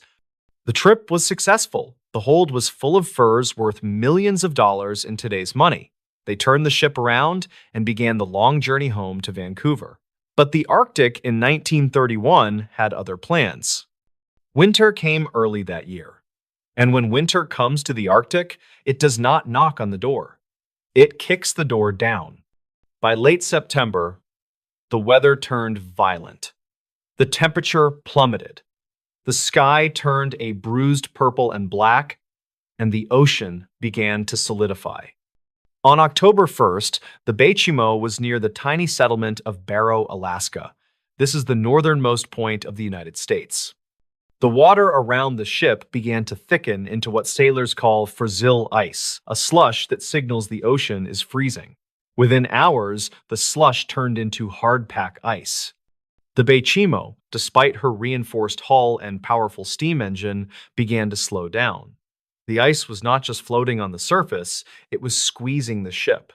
Imagine a vice grip made of millions of tons of white concrete. Captain Cornwell pushed the engines to full power. The ship shuddered. The metal groaned. But the ice was too thick. The Bechimo ground to a halt. She was trapped. At first, the crew was not panicked. This happened in the Arctic. You get stuck, you wait for a shift in the wind, the ice opens up, and you move. They waited for 2 weeks, but the ice did not open. It got worse. The pressure against the hull became immense. The ship started to list or tilt to one side. The crew could hear the rivets popping. It sounded like gunshots ringing out through the steel hull. On October 15th, Captain Cornwell made a difficult decision. He realized that if the ice crushed the ship suddenly, his crew would be trapped inside and dragged to the bottom. He ordered the crew to abandon ship. They did not go far. They walked about a half-mile across the frozen ocean to the solid ice near the shore of Barrow. They built a makeshift shelter, a wooden hut, so they could keep an eye on the ship. Their plan was to wait out the winter, or at least wait until the ship was crushed so they could salvage the expensive furs. So, you have this surreal scene. 30-plus sailors, shivering in a wooden shack on the ice, watching their massive ship sitting helpless in the distance, stuck in the white grip of the frozen ocean. For weeks, they watched. The ship moved a little bit as the ice shifted, but she remained trapped. Then, on November 24th, 1931, the weather went from bad to apocalyptic. A blizzard struck the area. This was not a normal snowstorm. This was a whiteout hurricane. The wind screamed at over 60 miles per hour. The temperature dropped to minus 50 degrees. The visibility was zero. If you held your hand out in front of your face, you could not see your fingers. The crew in the hut huddled together, praying the roof would not blow off. For 3 days, the storm raged. They could not leave the hut. They could not see the ship. They could only listen to the wind howling like a banshee. Finally, the storm broke. The wind died down. The sun, which was barely rising at this time of year, cast a pale light over the frozen ocean. Captain Cornwell and his men stepped out of the hut. They looked toward the spot where the Bechimo had been stuck for over a month. The spot was empty. There was nothing there, just a jagged ridge of pressure ice. Captain Cornwell stared at the empty horizon. His heart sank. He assumed the obvious. The blizzard and the pressure of the shifting ice had finally crushed the hull, and the Bechimo had sunk to the bottom of the Arctic Ocean, taking the fortune in furs with her. The crew was devastated, but they were also resigned. The sea takes what it wants. They packed up their meager belongings and prepared to be rescued by planes that were scheduled to fly them out now that the cargo was lost. But just a few days later, a local Inuit hunter arrived at their camp. He looked confused. He asked Captain Cornwell, "Why are you still here? Why aren't you on your ship?" Cornwell looked at him and said, "My ship sank. It's gone." The hunter shook his head. "No," he said. "It didn't sink. I just saw it. It is floating about 45 miles away to the south." Cornwell was stunned. 45 miles? How could a ship move 45 miles through solid ice in the middle of a blizzard without a crew? Cornwell gathered a few of his men, and they took dog sleds to the location the hunter had described. Sure enough, there she was, the SS Bechimo. She was sitting crookedly in the ice, looking like a ghost. She was covered in snow, rigging frozen, but she was very much afloat. Cornwell boarded the ship. He expected to find it leaking and ruined. But miraculously, the ship was intact. The hull had not been breached. However, Cornwell made a calculation. He looked at the damage to the rudder, he looked at the winter setting in, and he decided that the ship was not seaworthy enough to be sailed back to civilization. He figured it was only a matter of time before she actually sank. So, the crew frantically unloaded the most valuable furs, about half the cargo, and loaded them onto sleds. They worked until they were exhausted. Then, for the second time, Captain Cornwell abandoned the Bechimo. He left her to die. He assumed that within a week she would be at the bottom of the sea. Captain Cornwell was wrong. This was the moment the SS Bechimo ceased to be a normal ship and became a legend. Because the Bechimo did not sink. Instead, she began a journey that would defy the laws of probability. Months passed. Spring arrived in 1932. A dog sledder was traveling near the coast of Herschel Island, hundreds of miles east of where the ship was abandoned. He looked out at the water, and he saw a strange shape drifting in the fog. He got closer. It was a massive, rusty steamship. It was drifting silently, aimlessly. There was no smoke coming from the stack, no lights on the deck. It was the Beichimo. She had survived the winter alone. This was just the beginning. Over the next few years, reports started flooding in from all over the Arctic. Inuit hunters, explorers, and traders would report seeing the ghost ship of the Arctic. Sometimes she was stuck in the ice, looking like a monument. Sometimes she was drifting freely in open water, moving against the current as if she were being steered by an invisible hand. In 1933, 2 years after she was abandoned, a group of indigenous Alaskans and some fur trappers spotted the ship drifting near the coast. It was a calm day. They decided to board her. They thought, hey, there is still cargo on this ship. There are supplies. There is valuable equipment. They paddled their small boats out to the steel giant. They climbed up the rusted ladder. The deck was eerie. It was perfectly silent. The only sound was the wind whistling through the cables. They went below deck. It was like a time capsule. There were plates on the tables in the mess hall. There were books in the captain's quarters. There were still bales of fur in the hold. But while they were inside exploring, the Arctic weather turned on them. A sudden, violent storm blew in out of nowhere. The wind picked up and the ice began to move. The trappers realized they could not get back to their small boats. The waves were too high, and the ice floes were smashing against the hull. They were trapped. For 10 days, these men were prisoners on the ghost ship. Imagine the terror. You are trapped on a derelict vessel that has been drifting for 2 years. You have no idea where it is going. You have no idea if the hull is about to snap in half. You are drifting blindly into the dark, freezing ocean. They survived by eating the canned food that had been left in the galley back in 1931. They slept in the crew's bunks, listening to the metal groan and shriek as the ice squeezed the ship. They must have wondered if the ghosts of the crew were watching them. Finally, after 10 agonizing days, the storm broke. The ship drifted close enough to a large ice floe that the men were able to jump off and walk back to land. They left empty-handed, terrified, and happy to be alive. The Beichimo drifted away again, as if she had just wanted company for a few days. You would think that eventually someone would salvage this ship. I mean, it is a 1,300-ton vessel worth a fortune. In 1939, 8 years after the abandonment, a daring captain named Hugh Poulsen spotted the Beichimo. Captain Poulsen was a man of action. He saw the ship and said, I am going to bring her in.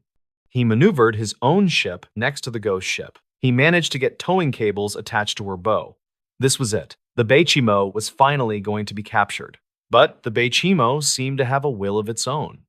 As soon as Poulsen began to tow her, the ice moved in. It was almost targeted. Massive blocks of jagged ice began to slam into Poulsen's ship. The tow lines pulled tight, threatening to capsize his vessel. The ice was closing in so fast that Poulsen realized he had a choice. He could cut the Beichimo loose, or he could go down with her. With a heavy heart, Poulsen ordered his crew to take axes and chop the tow lines. The cables snapped with a sound like a whip crack. The Beichimo drifted free, disappearing into the white mist. It was almost as if the ship was mocking him. She refused to be owned. She refused to be saved. The years rolled on. 1940, 1945, 1950. The world changed. World War II happened. Man invented the atomic bomb, jets started flying in the sky, and through it all, the SS Beichimo kept sailing. She became a part of the landscape. Pilots flying over the Arctic would look down and see her, a rusty brown speck in a world of white. She was seen off the coast of Alaska. She was seen in the Beaufort Sea. She was seen near the Chukchi Sea. She covered thousands of miles, zigzagging back and forth, defying every prediction of naval architects who said she should have sunk decades ago. How was this possible? How can a steel ship survive the crushing power of the Arctic ice for that long without maintenance? Theories abound. Some say she was just lucky, always finding the path of least resistance. Others say she was light in the water because the heavy cargo had been removed, allowing her to ride up on top of the ice rather than being crushed by it. And of course, the locals began to whisper that the ship was cursed or possessed, steered by the spirits of the north who wanted to keep her as a trophy. The final confirmed sighting of the SS Beit happened in 1969. Think about that. 1969. That is the year humans walked on the moon. That is 38 years after she was abandoned. A group of Inuit hunters in the Beaufort Sea saw the ship. She was frozen in a large pack of ice, looking more like a part of the iceberg than a ship. She was rusted, battered, and beaten, but she was still upright. She was still there. After 1969, she vanished. No one has seen her since. In 2006, the Alaskan government launched a project to find the ghost ship of the Arctic. They used sonar, they checked satellite imagery, and they scoured the ocean floor in the areas where she was last seen. They wanted to solve the mystery once and for all. They found nothing. No wreckage. No hull. No debris field. So, where is the Beit? Logic dictates that she finally succumbed to the sea. Maybe in a massive storm in the early 1970s, she finally took on too much water and slipped beneath the waves. She is likely resting on the muddy bottom of the Arctic Ocean, a rusted skeleton in the dark. But there are those who believe she is still out there. The Arctic is a vast, vast place. There are thousands of miles of uninhabited coastline. There are fjords and bays that no human eyes see for years at a time. It is technically possible, however unlikely, that the Beit is still floating, or perhaps grounded on some lonely, frozen beach that isn't on any map, waiting for the ice to melt so she can sail again. The story of the Beit is a reminder that we do not conquer nature, we just borrow space from it. Captain Cornwell thought he could sail the Arctic, and the Arctic took his ship and turned it into a ghost. For 38 years, that ship sailed alone. She weathered storms that would sink modern vessels. She navigated ice fields that would crush submarines. She did it without a human hand on the wheel. And if you are ever on a boat in the freezing waters north of Alaska and the fog rolls in thick and heavy and you see a dark shape drifting silently toward you, do not assume it is just an iceberg. It might be the Beit, still refusing to die, still looking for a crew to take her home. Today's story is a locked room mystery. But the locked room isn't a bedroom or a basement. The locked room is the entire continent of Antarctica. It is a story about a man who died in the most isolated community on Earth, surrounded by 49 other people who were his friends and colleagues. But when the autopsy was finally performed, it revealed that one of those 49 people, or perhaps the man himself, had done something deadly. And to this day, nobody knows exactly how it happened. Before we begin, tell me where you are watching from in the comments. Now, let's get into the story. To understand the sheer terror of this situation, you first have to understand the setting. We are going to the Amundsen Scott South Pole Station. This is a research facility run by the United States, sitting literally at the geographic South Pole. It is the most remote human habitation on the planet. In the summer, it is busy. Planes fly in and out, scientists come and go, but in February, the last plane leaves. And once that plane takes off, the winter over crew is stuck. For the next 8 months, the temperature will drop to 100 degrees below zero. The sun will set and not rise again for 6 months. It is pitch black, freezing, and totally isolated. Even if you had a heart attack, or went crazy, or got murdered, no one is coming to help you. The year is 2000. The winter crew consisted of 50 people. These were scientists, engineers, and support staff. One of the most popular members of this crew was a 32-year-old astrophysicist named Rodney Marks. Rodney was brilliant. He was Australian, with a scruffy beard and a love for rock music. He wasn't your stereotypical quiet scientist. He was loud, he was funny, and he was the life of the party. He played bass guitar in the station's band, which they called Foucault's Pendulum. He liked to drink, he liked to tell jokes, and he was deeply in love. He was actually in a relationship with another scientist on the base, a woman named Sonia. Rodney was there to work on a very specific telescope called the ASTRO, or ASTRO. He was healthy. He had passed all the rigorous physical and psychological exams required to go to the South Pole. On May 11th, 2000, everything seemed normal. It was the middle of the Antarctic winter. Outside, it was dark, 24 hours a day. The wind was howling. Inside the station dome, it was warm and cozy. Rodney was walking from the astronomy building back to the main habitat. He started to feel weird. At first, he just felt a little nauseous. Maybe he had eaten something bad. Maybe he was coming down with the flu. But within a few hours, the nausea turned into violent vomiting. Rodney went to see the station doctor, a man named Robert Thompson. Now, Dr. Thompson was a good doctor, but you have to remember he was working in a glorified clinic. He didn't have an MRI machine. He didn't have a toxicology lab. He had basic supplies. Dr. Thompson examined Rodney. Rodney was anxious. He said he felt weak. He said his stomach was burning. But strangest of all, he said his eyes were bothering him. He was wearing sunglasses inside because the lights were hurting his eyes. Dr. Thompson checked his vitals. They were okay, but Rodney looked terrible. The doctor assumed it might be a gastric ulcer that had burst, or maybe a severe reaction to alcohol, although Rodney hadn't been drinking heavily that day. He gave Rodney an injection to settle his stomach and told him to rest. Rodney went back to his room. He tried to sleep, but the pain didn't stop. It got worse. Over the next 12 hours, Rodney Marks began to deteriorate rapidly. He was vomiting blood. His breathing became ragged and shallow. He was hyperventilating. His body was shutting down. Dr. Thompson was now very worried. He was consulting via satellite phone with specialists back in the United States. But describing symptoms over a scratchy phone line is not the same as being in a hospital. The doctors in America suggested it might be alcohol withdrawal, or a heart condition, or maybe an anxiety attack. They were all wrong.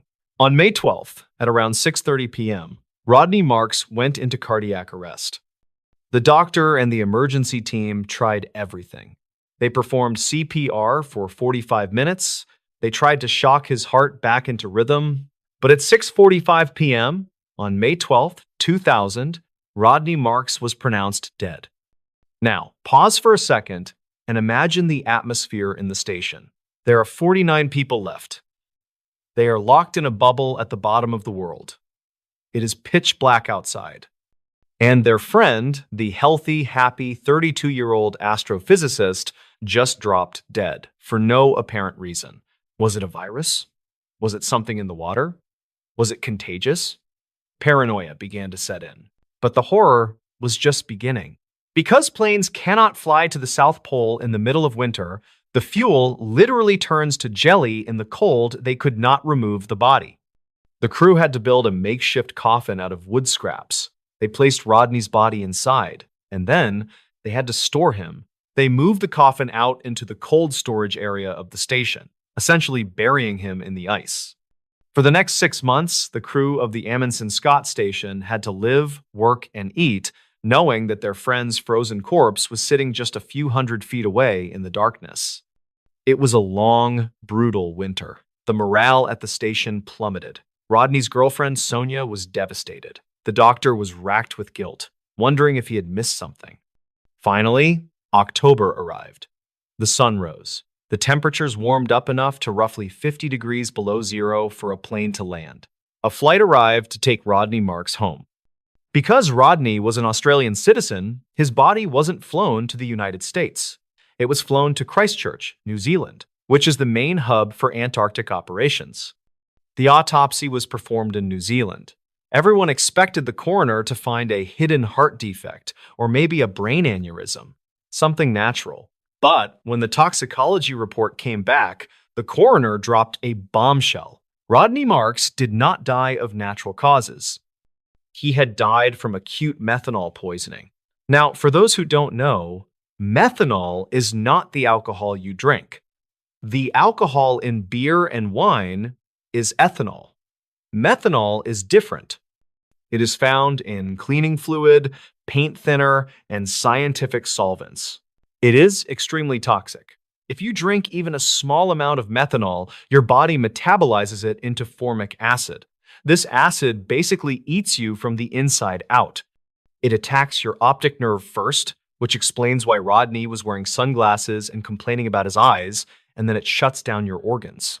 The coroner found that Rodney had ingested about 150 milliliters of methanol, that is about a wineglass full. This changed everything. This was no longer a medical tragedy. This was a potential crime scene. There were only three possibilities. Possibility number one, suicide. Did Rodney drink the poison on purpose? The investigators looked into this, but it didn't make sense. Rodney had no history of depression. He was excelling in his career. He was in a happy relationship. He had just finished a phone call with his boss where he was excited about his work. And most importantly, methanol is a horrific way to die. It is slow and painful. A scientist like Rodney would know that. He left no note. The suicide theory was largely ruled out. Possibility number two, accidental ingestion. Did he drink it by mistake? People at the South Pole drink a lot of alcohol. It is part of the culture. Sometimes people brew their own moonshine or toast juice. Maybe Rodney thought he was drinking regular alcohol, but he drank a bottle of cleaner by mistake. This also seemed unlikely. Rodney was smart. Methanol smells different. It is usually kept in clearly marked containers in the lab. And here is the kicker. Nobody else got sick. If there was a bad batch of moonshine going around, half the station would have been vomiting. Only Rodney died. That left possibility number three, foul play. Murder. Did someone at the station poison him? Suddenly, the police in New Zealand realized they had a massive problem. The death happened at a United States base. The victim was Australian. The body was in New Zealand, and the crime scene was in Antarctica, thousands of miles away. The jurisdiction was a nightmare. The New Zealand police wanted to investigate, but they had no authority to go to the American base. The Americans launched their own investigation, but by the time they started asking questions, months had passed since the death. The station had been cleaned. The trash had been thrown out. The specific bottle that the methanol might have come from was long gone. And the 49 witnesses?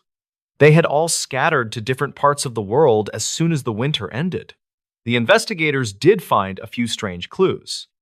They found needle marks on Rodney's arm, but the doctor said those were likely from the attempts to draw blood or give him medication before he died. But were they? Could someone have injected him?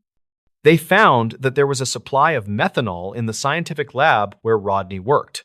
It was used for cleaning the telescope equipment. It was accessible. Anyone could have taken it. But who would want Rodney dead? He was popular. He was the guy everyone liked. There were no reports of major fights, no love triangles, no deaths. The New Zealand coroner held an inquest. He interviewed the crew members.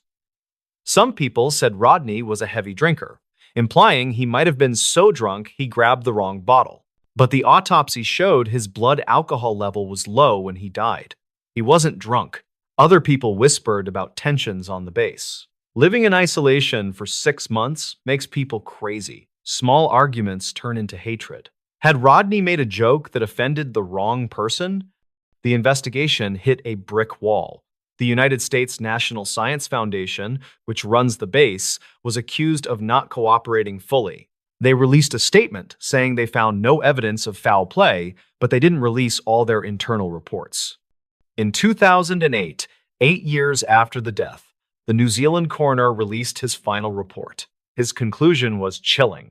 He stated that Rodney Marks died of methanol poisoning, but he could not determine how the methanol got into his body. He formally ruled that the intent was unknown. He stated, "I cannot rule out that he was given the methanol by another person, either as a prank that went wrong or with the intent to harm." Think about that. A prank that went wrong. Imagine someone spiking Rodney's drink with a little bit of lab alcohol just to make him sick or get him drunker, not realizing it was deadly methanol. And then watching him die and being too terrified to admit what they did. They would have had to live in that station, with the body for 6 months, keeping that secret.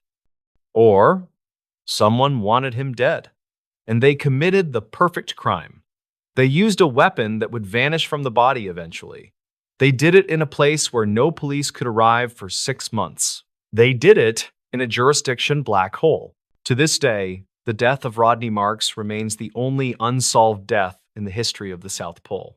The 50 people who wintered over that year know the truth, or at least one of them does. Rodney's family in Australia has never stopped asking for answers. A memorial stone stands for him at the South Pole, facing the true geographic south. It reads, Rodney Marks. He lived life to the fullest. But the question remains, did he lose his life to a tragic mistake? Or is there a murderer walking free today, a person who knows exactly what happened in the dark, frozen silence of the year 2000? So, if you ever find yourself working a winter contract in Antarctica and someone hands you a drink that smells a little bit like paint thinner, maybe just stick to the bottled water. Today's story is about a mistake so small, so simple, and yet so catastrophic that it haunts the history of the Alaskan wilderness to this day. It is a story about how a single gesture, a movement of the hand that took less than 3 seconds, sealed a man's fate in one of the most unforgiving places on Earth. Before we begin, tell me where you are watching from in the comments. To understand the gravity of this tragedy, we first have to look at the setting. We are going to the Brooks Range in Alaska. This is not the Alaska of cruise ships and tourist gift shops. This is the deep bush. It is a place of jagged, snow-capped peaks, endless valleys of tundra, and rivers that freeze so solid you can drive a truck over them. It is a place where the sun refuses to set in the summer and refuses to rise in the winter. It is a landscape that is indifferent to human life. It does not care if you are hungry, it does not care if you are cold, and it certainly does not care if you made a clerical error. In 1981, a man named Carl McCunn decided he was going to conquer this landscape not with a gun, but with a camera. Carl McCunn was 35 years old. He was a wildlife photographer, but he was also a bit of a drifter, a rock and roll fan, and a guy who everyone seemed to like. He had long, shaggy hair, a thick beard, and an easygoing smile. He was originally from West Germany, but had grown up in San Antonio, Texas, before finding his way to the Pacific Northwest and eventually Alaska. He worked odd jobs on the Trans-Alaska Pipeline, making good money, but his real passion was photography. Carl had a dream. He wanted to do what the great nature photographers did. He wanted to immerse himself in the wild, alone, for months on end, to capture the raw beauty of the Alaskan wilderness without the interference of civilization. He wanted to photograph the caribou migrations, the wolves, the bears, and the changing of the seasons. So, in late 1980, he began planning his magnum opus.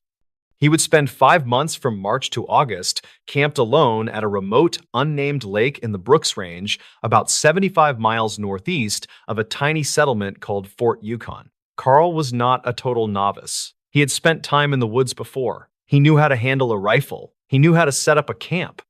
But Carl had a fatal flaw. He was a dreamer. And sometimes dreamers overlook the boring, gritty details of reality. In March of 1981, Carl hired a bush pilot to fly him out to this remote lake. The plane was a small, single-engine aircraft on skis, capable of landing on the frozen surface of the lake. They loaded up the plane. Carl brought an immense amount of gear. He had 500 rolls of film, he had 2 rifles and a shotgun for protection and hunting. He had hundreds of pounds of beans, rice, and dried meat. He had photography equipment worth thousands of dollars. As the plane hummed over the white, frozen expanse of the Brooks Range, Carl must have felt the thrill of adventure. He was leaving the noise of the world behind. The pilot landed the plane on the ice.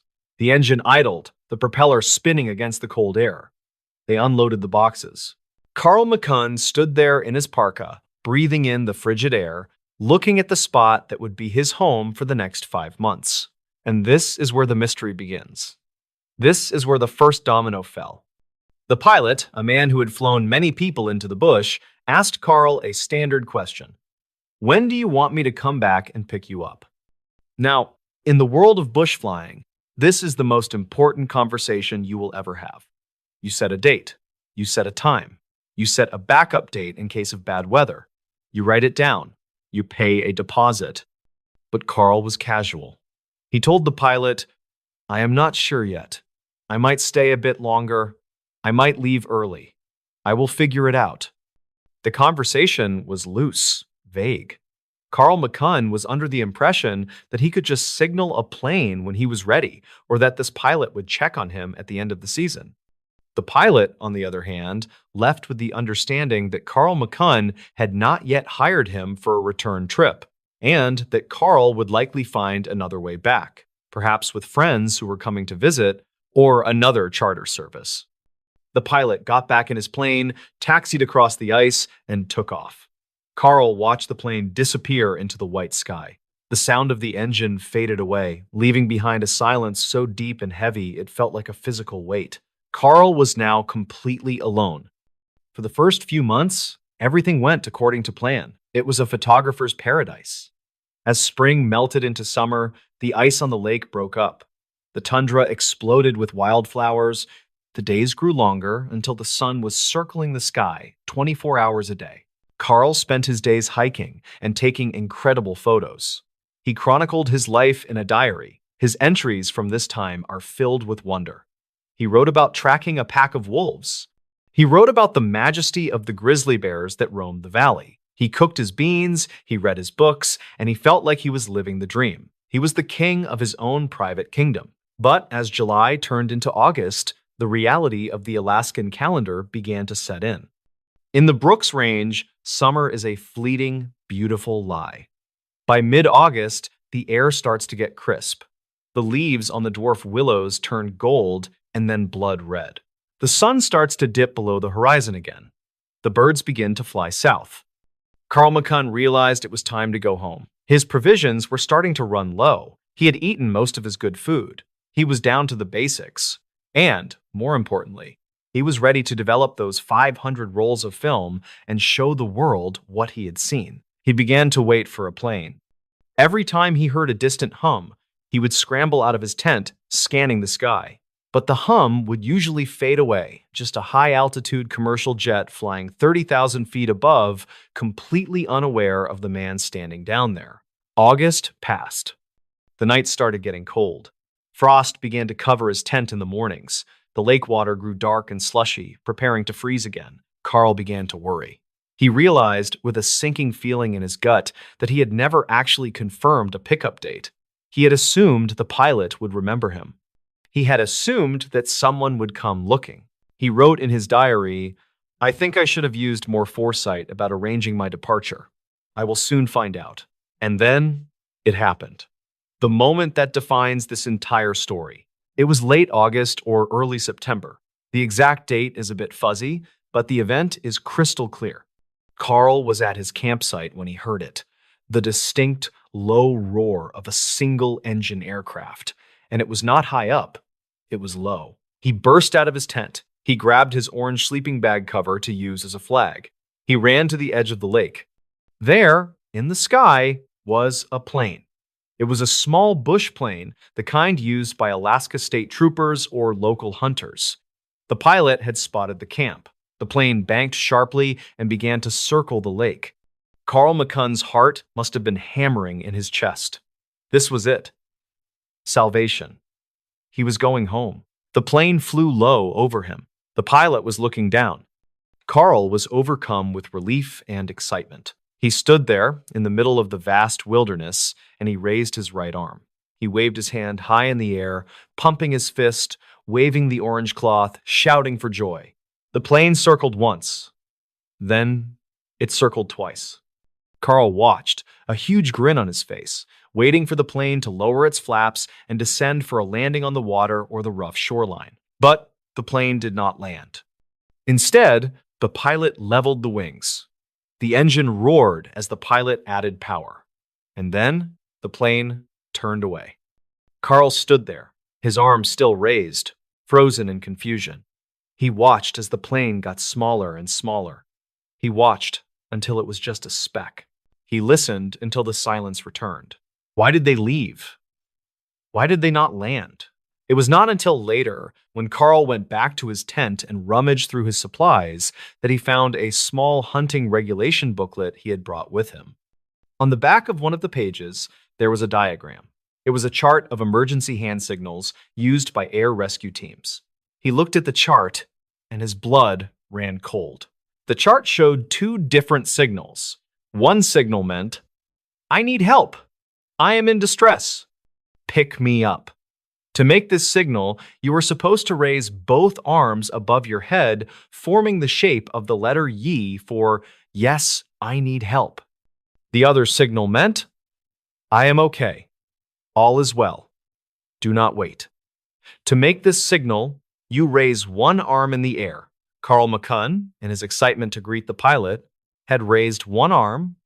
To the pilot looking down from above, he saw a man standing by a well-organized camp, looking healthy, waving one arm casually. The pilot interpreted this as a friendly traveler, saying, "Hello, I am fine. Great day for a flight." The pilot had actually dipped his wings, a signal meaning message received, and flown away, thinking he had just checked on a happy camper who wanted to be left alone. Carl McCunn had waved goodbye to his only chance of survival. The psychological blow of this realization was devastating. But Carl was a tough guy. He tried to stay positive. He wrote in his diary about his stupidity, but he also wrote that surely someone else would come. But no one else came. September hit like a hammer. The snow started to fall. The lake froze over completely. Now, Carl was in a fight for his life, but he was fighting a losing battle.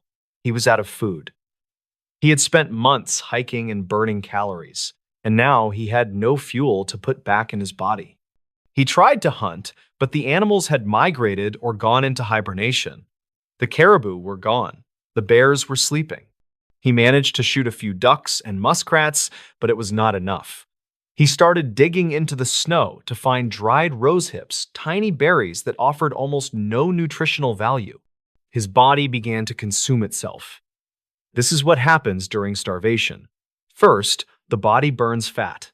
Carl lost all his body fat. Then, the body begins to eat the muscles. Carl became weak. Walking became a chore. Gathering firewood became a marathon event. The temperature plummeted to 20 degrees below zero, then 30 below, then 40 below. His tent, which was designed for three-season camping, was not built for an Arctic winter. He had to keep a fire going constantly, but he was too weak to chop wood. He started burning his notebooks.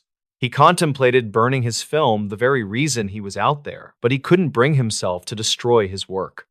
By November, Carl McCunn was a skeleton. He was suffering from frostbite. His hands and feet were turning black. The pain was excruciating. His diary entries from this time are heartbreaking. They shift from the observations of a naturalist to the ramblings of a man staring into the abyss. He wrote about dreams of food. He wrote about steak, about chocolate, about his family in Texas. He hallucinated that he heard planes, but the sky was empty. He knew he was not going to make it. He calculated the calories he needed versus what he had, and the math simply did not work. In late November, the darkness was almost total. The sun barely crested the horizon. Carl made a decision. He was not going to let the cold take him slowly. He was not going to lie there and freeze to death in agony while his mind unraveled. He sat down and wrote his final entry. It was a letter to his father and his friends. He asked them to forgive him for his carelessness. He gave instructions on how to develop his film. He wanted his photos to be seen. He wanted his life to have meant something. He wrote, "I have used my last bullet." This was not entirely true, as investigators would later find out, but it was a poetic way to say he had made his choice. Sometime in late November or early December of 1981, Carl McCunn lay down in his sleeping bag. He was wrapped in every piece of clothing he owned. He was emaciated, weighing perhaps half of what he weighed when he arrived. He took his rifle, he positioned it, and he pulled the trigger. The silence returned to the valley. The snow continued to fall, burying the tent, burying the man, and burying the camera gear that held the images of a beautiful, deadly summer. Months passed. The winter raged on. It was not until February 2nd, 1982, that an Alaska state trooper piloted a plane over the area. He noticed a tent half buried in the snow. It looked abandoned, but something felt wrong. Usually, trappers or hunters would have packed up by now. The trooper landed the plane on the frozen lake. He strapped on his snowshoes and hiked up to the campsite. The scene was eerie. It was perfectly silent. The wind whistled through the bare trees. The trooper approached the tent. He called out, "Hello? Anyone home?" There was no answer. The trooper unzipped the frozen door of the tent. Inside, he found the frozen body of Carl McCunn. He was incredibly thin, his face gaunt. Next to him was his diary, and right near the body was his driver's license. Carl had taken it out and placed it clearly in view so that whoever found him would know exactly who he was without having to search his pockets. It was a final act of consideration from a man who had been known for his kindness. But the most haunting thing found at the campsite was a small note, scrawled on a piece of paper. It read, "Dear God in heaven, please forgive me my weakness and my sins. Please look over my family." And then, a second note, perhaps the most tragic of all, "They flew right over me. I waved, they waved back, and then they left." The story of Carl McCunn became a legend in Alaska, a cautionary tale told to every greenhorn and newcomer who steps off a plane in Fairbanks or Anchorage. The photos he took were eventually developed. They were stunning. They showed the breathtaking beauty of the Brooks Range, the jagged mountains, the wildflowers, the herds of caribou moving like a river across the land. They showed a man who was deeply in love with the world. But looking at those photos now, it is hard not to see the ghost in the frame. It is hard not to think about the man behind the camera, the man who had everything he needed to survive, except for a calendar and a clear understanding of a hand signal. It is a reminder that in the wild, the line between life and death is razor thin. It is not always a bear attack or a fall from a cliff that kills you. Sometimes it is just a misunderstanding. Sometimes it is just a wave of the hand. Carl McCunn wanted to be one with nature. In the end, nature claimed him completely. He became part of the frozen landscape he loved so much, leaving behind only a tent, 500 rolls of film, and a story that makes you wonder. If you were standing there, alone in the silence, watching that plane fly away, what would you have done? So, the next time you are out in the woods, or even just hiking a local trail, remember Carl. Make a plan. Tell someone where you are going. And if you ever see a plane and you need help, remember to use two hands, because one hand might just be a wave goodbye. Today's story is about one of the most enduring mysteries in the history of aviation. It involves a plane that vanished into thin air, a 50-year search that turned up absolutely nothing, and a final haunting message sent by the crew that, to this day, nobody has ever been able to decipher. It is a word that doesn't exist in any language, yet a dying man tapped it out 3 separate times before he and everyone else on board disappeared from the face of the earth. Before we begin, tell me where you are watching from in the comments. Now, let's get into the story. The year is 1947. The world was still recovering from World War II, but the age of commercial aviation was just taking off. It was a time when flying was glamorous, exclusive, and frankly, dangerous. There was a British airline called British South American Airways, or BSAA. This airline was known for being aggressive. They hired former bomber pilots from the war men who had flown dangerous missions over Germany and had nerves of steel.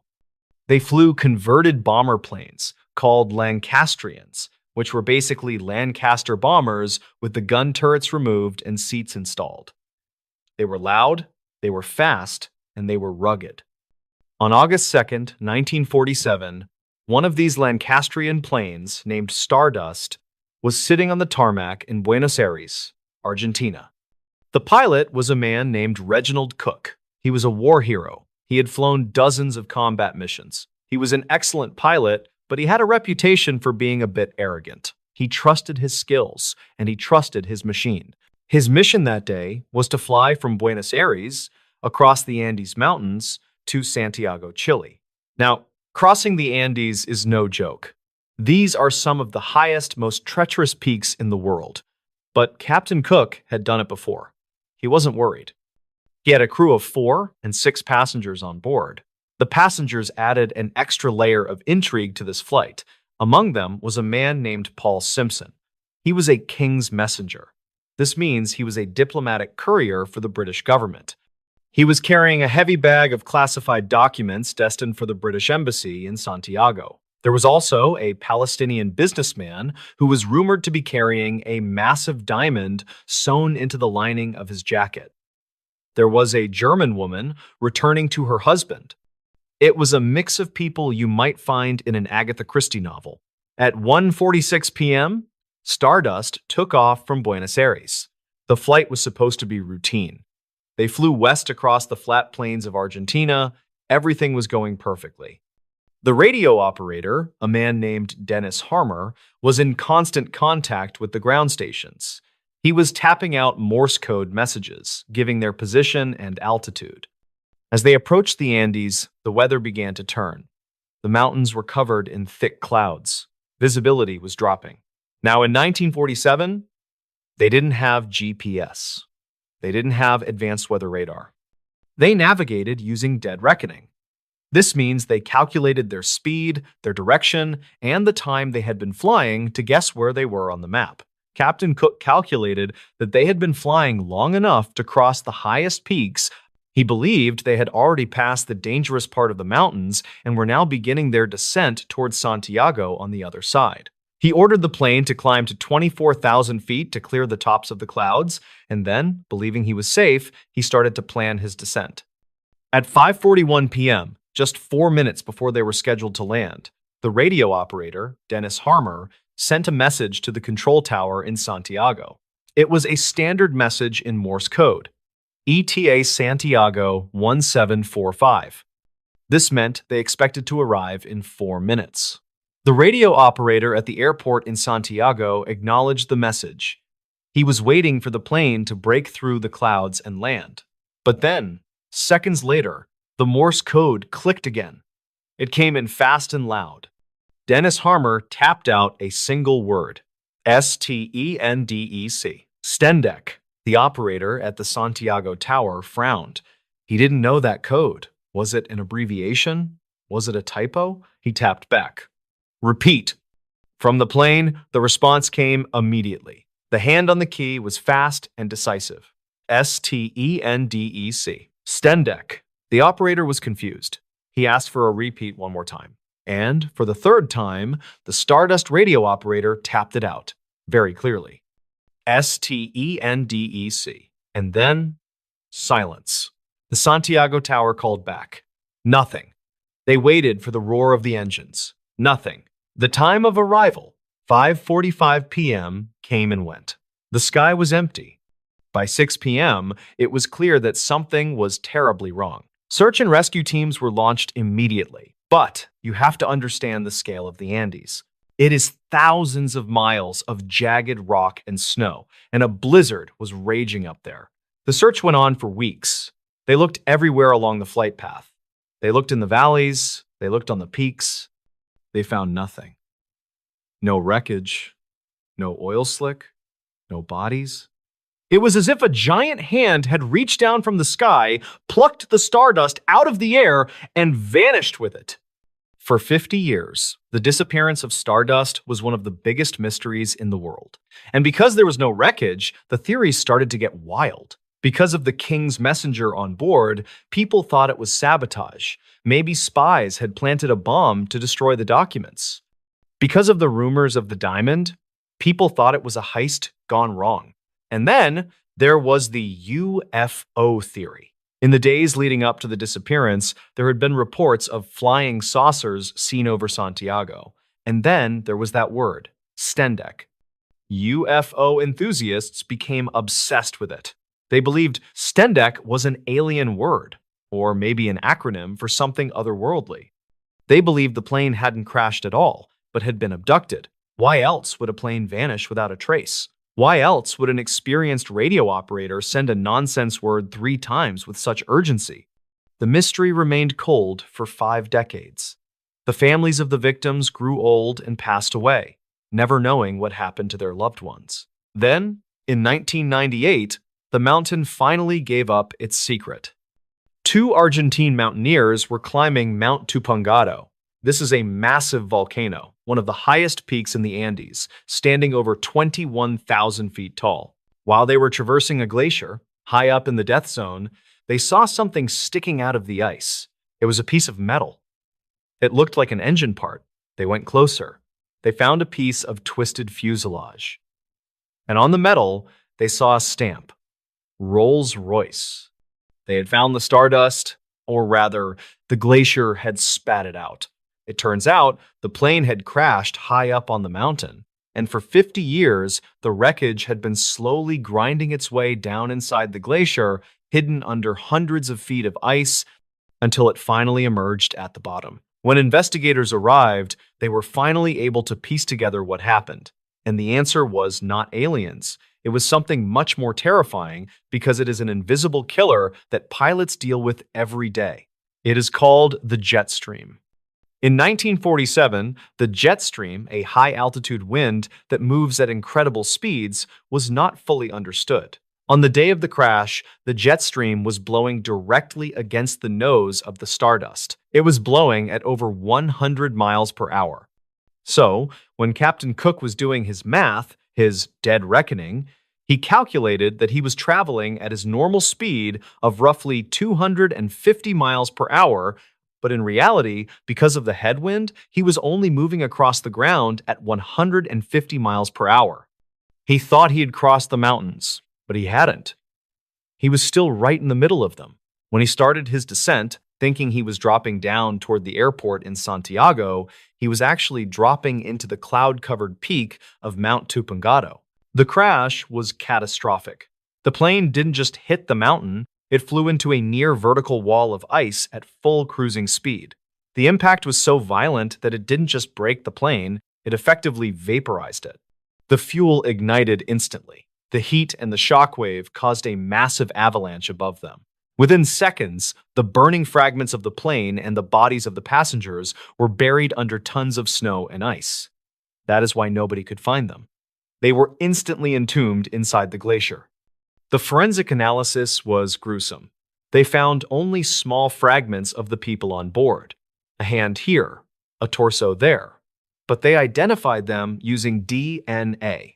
But even after finding the plane, one mystery remained. What was Stendek? The investigators analyzed the Morse code. They looked at every possibility. Some people believe it was an acronym for Severe Turbulence Encountered, Now Descending Emergency Crash. But that doesn't make sense. Why would a radio operator invent a complex acronym in a split second instead of just tapping SOS? Others believe it was hypoxia. Maybe the crew was suffering from lack of oxygen and their brains were misfiring, causing them to tap out gibberish. But the most likely theory, and perhaps the most tragic one, is that it was a simple typo. In Morse code, the letters are made of dots and dashes. The code for the letters STENDEC is dot dot dot S dash T dot E dash dot N dash dot dot D dot E dash dot C. If you rearrange the spacing of those exact same dots and dashes just slightly, it spells a different word. It spells VAL, or specifically SCTI. It is possible he was trying to type Val, which is short for Valparaiso, a city near Santiago. Or there is another theory that fits perfectly with what the pilot was doing. If you take the Morse code for Stendek and shift the spaces, it can also spell DESCENT, descent. The radio operator was likely trying to tell the tower, "We are starting our descent." He tapped it out fast. The tower didn't understand. He tapped it again. Descent. He was telling the world exactly what they were doing. They were descending. But because they were wrong about their location, that word descent was actually their death sentence. They were announcing that they were lowering the plane directly into the face of a mountain. The radio operator tapped out descent 3 times, confident that they were minutes away from a warm meal and a soft bed. And seconds later, they were gone. So, while Stendek sounds like a spooky, otherworldly message, the reality is likely much sadder. It was a professional crew, doing their job, communicating their actions, unaware that the very thing they were announcing was the thing that would kill them. Today, the mystery of the Stardust is largely solved. We know where it is, we know why it crashed, but that word, Stendek, remains a part of aviation folklore. It is a ghostly reminder of a time when the sky was a lonely, dangerous place, and when a simple misunderstanding of the wind could erase you from existence. Today's story is about one of the most baffling disappearances in North American history. It is a case that sparked the largest search and rescue operation ever conducted in the Great Smoky Mountains, involving the FBI, the Green Berets, and thousands of volunteers. Yet, to this day, it remains unsolved. This is the story of Dennis Martin. Before we begin, tell me where you are watching from in the comments. To understand how truly terrifying this story is, you first have to understand the setting. The Great Smoky Mountains National Park, straddling the border between North Carolina and Tennessee, is a place of ancient, breathtaking beauty. It is named for the natural fog that hangs over the range and looks like large smoke plumes. It is a dense, temperate rainforest with over 800 square miles of wilderness. It is a place where families go to make memories, to camp, and to escape the noise of the city. But the locals know something else about these mountains. They know that the terrain is unforgiving. The vegetation is so thick, often called rhododendron hells, that a person can step 5 feet off the trail and completely disappear from view. It is in this vast green ocean of trees that the Martin family arrived for a Father's Day weekend trip. It was June 14th, 1969. Bill Martin, a successful architect from Knoxville, Tennessee, had been looking forward to this trip all year. It was an annual tradition for the Martin family. Every Father's Day, the men of the Martin family, Bill, his father Clyde, and his 2 sons would hike into the mountains to camp. This year, they were headed to a place called Spencefield. Spencefield is a grassy bald, a high-altitude meadow sitting along the Appalachian Trail. It offers stunning views and wide-open spaces, making it a perfect spot for camping. Bill brought along his 2 sons. There was his older son, Douglas, and his younger son, Dennis. Dennis Martin was just 6 years old. He was a cute kid, a little small for his age, with a mop of dark hair and an adventurous spirit. On this particular trip, Dennis was wearing a very distinct outfit. He had on a bright red t-shirt, green shorts, and white socks with little Oxford-style shoes. That red shirt is a crucial detail because in the deep greens and browns of the forest, red is the one color that should stand out like a beacon. It is the color of safety, or at least it should have been. The hike up to Spencefield was grueling but uneventful. The family arrived at the clearing, set up their campsite, and began to enjoy the pristine mountain air. It was a beautiful Saturday afternoon. The sun was shining, the birds were singing, and the atmosphere was relaxed. There were other families up there too. In fact, another family, the Martins' friends, were camped nearby with their own 2 young sons. So, you had a group of 4 young boys running around the meadow, playing tag, and burning off energy while the fathers sat on the grass, chatting and keeping a casual eye on them. As the afternoon sun began to dip lower, casting long shadows across the grass, the boys decided they wanted to play a prank on the adults. You know how kids are. They love the thrill of the jump scare. The plan was simple. The adults were sitting in a loose circle talking. The 4 boys would split up, sneak around the perimeter of the clearing, hide in the bushes, and then, on a silent signal, they would all jump out at once and scream to startle their dads. Because Dennis was the youngest, and because he was wearing that bright red shirt, the older boys told him he needed to hide separately so he would not give away their position. The 3 older boys went one way, creeping to the left. Dennis, eager to play his part perfectly, went the other way. He trotted off alone toward a patch of dense brush on the edge of the forest. Bill Martin watched his son go. He saw the flash of the bright red shirt as Dennis ducked behind a large bush. Bill smiled, knowing exactly what the kids were up to. He leaned back, ready to play along, ready to act surprised when the boys jumped out. He watched the bush where Dennis was hiding. He was only about 20 or 30 feet away. It was close. Close enough to throw a baseball. Close enough to hear a twig snap. A few minutes passed. The tension built in that playful way children love. Then, the signal was given. Boom. From the left side of the clearing, the three older boys burst out of the bushes, screaming and laughing. The fathers jumped, feigning shock, laughing along with the kids. It was a chaotic, happy moment of family fun. But Bill Martin was not looking at the three boys. He was looking to his right. He was looking at the bush where Dennis had hidden. He was waiting for his 6-year-old to jump out and join the fun. But Dennis did not jump out. The laughter of the other boys died down. They looked around, breathless and smiling. "Where's Dennis?" one of them asked. Bill stood up. He felt a tiny prick of annoyance, thinking maybe Dennis had misunderstood the plan or was just being shy. "Dennis?" he called out. "Okay, buddy, you got us. You can come out now."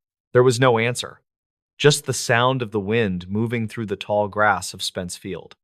Bill walked over to the bush. He expected to see his son crouch down, giggling, hand over his mouth. Bill reached out and pulled the branches aside. There was nothing there. The space behind the bush was empty.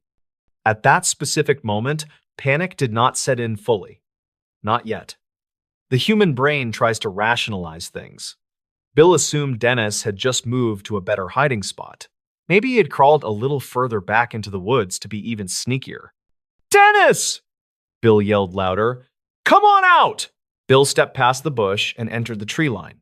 He walked 10 yards, then 20 yards. He scanned the woods. The trees were dense here, the undergrowth thick with rhododendrons and mountain laurel. "Dennis!" Silence. Bill turned back to the other adults. The look on his face had changed. The other fathers saw it immediately, that sudden, sharp transition from relaxation to alertness. They all stood up. "He's not there," Bill said, his voice rising in pitch. For the next 10 to 15 minutes, the men frantically searched the immediate area. They ran in widening circles, calling Dennis's name. They checked the nearby trails. They checked the steep drop-offs. But there was no sign of him. No flash of a red shirt. No sound of a crying child. It was as if the earth had simply opened up and swallowed him whole in the span of 3 minutes. Bill Martin, realizing this was serious, ran miles down the trail to the ranger station to get help. By 8 in the evening, the National Park Service had been alerted. Rangers began to converge on Spence Field, but then the situation went from bad to catastrophic. As night fell over the Great Smoky Mountains, the weather turned. Dark, heavy clouds rolled in, blocking out the moon and stars. The temperature plummeted, and then the sky broke open. A massive thunderstorm struck the mountain range. It was not just a little rain, it was a deluge. In a matter of hours, nearly 3 inches of rain fell. Thunder shook the ground, and lightning flashed, illuminating the terrified faces of the searchers. This storm was the worst possible thing that could have happened. For one, it meant that a 6-year-old boy, wearing only a t-shirt and shorts, was out there alone in the freezing, wet dark. Hypothermia would set in rapidly, but from an investigative standpoint, the storm was a disaster. The torrential rain washed away everything. If there were footprints, they were turned to mud. If there was a scent trail for tracking dogs to follow, it was obliterated. The rain scrubbed the mountain clean of clues. When the sun rose the next morning, the reality of the situation set in. Dennis Martin was gone, and the clock was ticking. What followed was the largest search effort in the history of the National Park Service. News of the missing boy spread across the country. It touched a nerve. Everyone could imagine the horror of a child lost in the woods. Volunteers flooded into the park. We are talking about Boy Scout troops, college students, firemen, police officers, and local hunters. At the peak of the search, there were over 1,400 people scouring the mountainside. The search was massive, but it was also chaotic. In 1969, search and rescue protocols were not as refined as they are today. The massive influx of well-meaning volunteers actually created a problem. Thousands of people trampling through the woods destroyed any potential physical evidence that the rain had missed. They left their own footprints, dropped their own trash, and created so much noise that if Dennis had been crying out for help, no one would have heard him over the shouting of the searchers. Desperate to find the boy, the request went all the way to the White House. President Richard Nixon was briefed on the situation. In an unprecedented move, the federal government sent in the Green Berets, the special forces of the United States Army. 64 highly trained Green Berets were deployed to the Smokies. These were men trained to track enemies in the jungles of Vietnam. If anyone could find a 6-year-old boy in the woods, it was them. They set up a grid search. They moved shoulder to shoulder, crawling through the brush, checking every hollow log, every cave, every crevice. Helicopters with thermal sensors, which were primitive at the time but still high-tech for the era, flew overhead. Bloodhounds were brought in. Days turned into a week. A week turned into 2. Despite the Green Berets, the helicopters, the bloodhounds, and the thousands of volunteers, they found absolutely nothing. No scrap of red cloth, no shoe, no body. However, there were strange clues. Clues that have fueled mysteries and conspiracy theories for over 50 years. The first clue was a set of footprints found near a stream miles away from Spence Field. The tracks were small, the right size for a 6-year-old. But here is the strange part. One footprint was from an Oxford shoe, like Dennis was wearing. The other footprint was barefoot. Why would he take off one shoe? And why were the tracks leading into such rugged, dangerous territory, far away from where he disappeared? The searchers followed the direction of the tracks until they vanished into the brush, but they led to nowhere. The second clue, or rather, the second lead, is the most disturbing part of this entire story. It is the detail that keeps people awake at night. Several miles away from Spence Field, around the same time Dennis went missing, a tourist named Harold Key was hiking with his family near an area called Sea Creek. This area is very remote, rugged, and difficult to access. Harold Key and his family heard something terrifying. They heard a scream. It was an enormous, sickening scream. Harold Key described it later as a scream that definitely came from a child, a scream of pure terror. Harold stopped and scanned the ridge above him to see where the noise came from. He saw movement. Through the trees, he saw a figure, but it was not a child. Harold Key told investigators that he saw a wild man. He described a disheveled, rough-looking man moving quickly through the trees. The man appeared to be hiding, moving with a strange, stealthy gait. But the most chilling detail was that this man appeared to be carrying something on his shoulder. Harold Key could not make out exactly what the bundle was, but he saw something red. Remember, Dennis Martin was wearing a bright red shirt. Harold Key thought the man looked suspicious enough that he reported it to the park rangers and the FBI.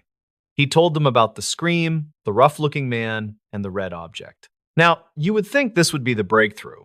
You would think the FBI would swarm that ridge, hunting for this wild man. But that is not what happened. The FBI and the Park Service authorities determined that the sighting was too far away from Spence Field to be relevant. They calculated the distance and the ruggedness of the terrain and decided that a 6-year-old boy could not have traveled that far in the time between his disappearance and when Harold Key heard the scream. They concluded that there was no way the two events were connected. They dismissed the lead.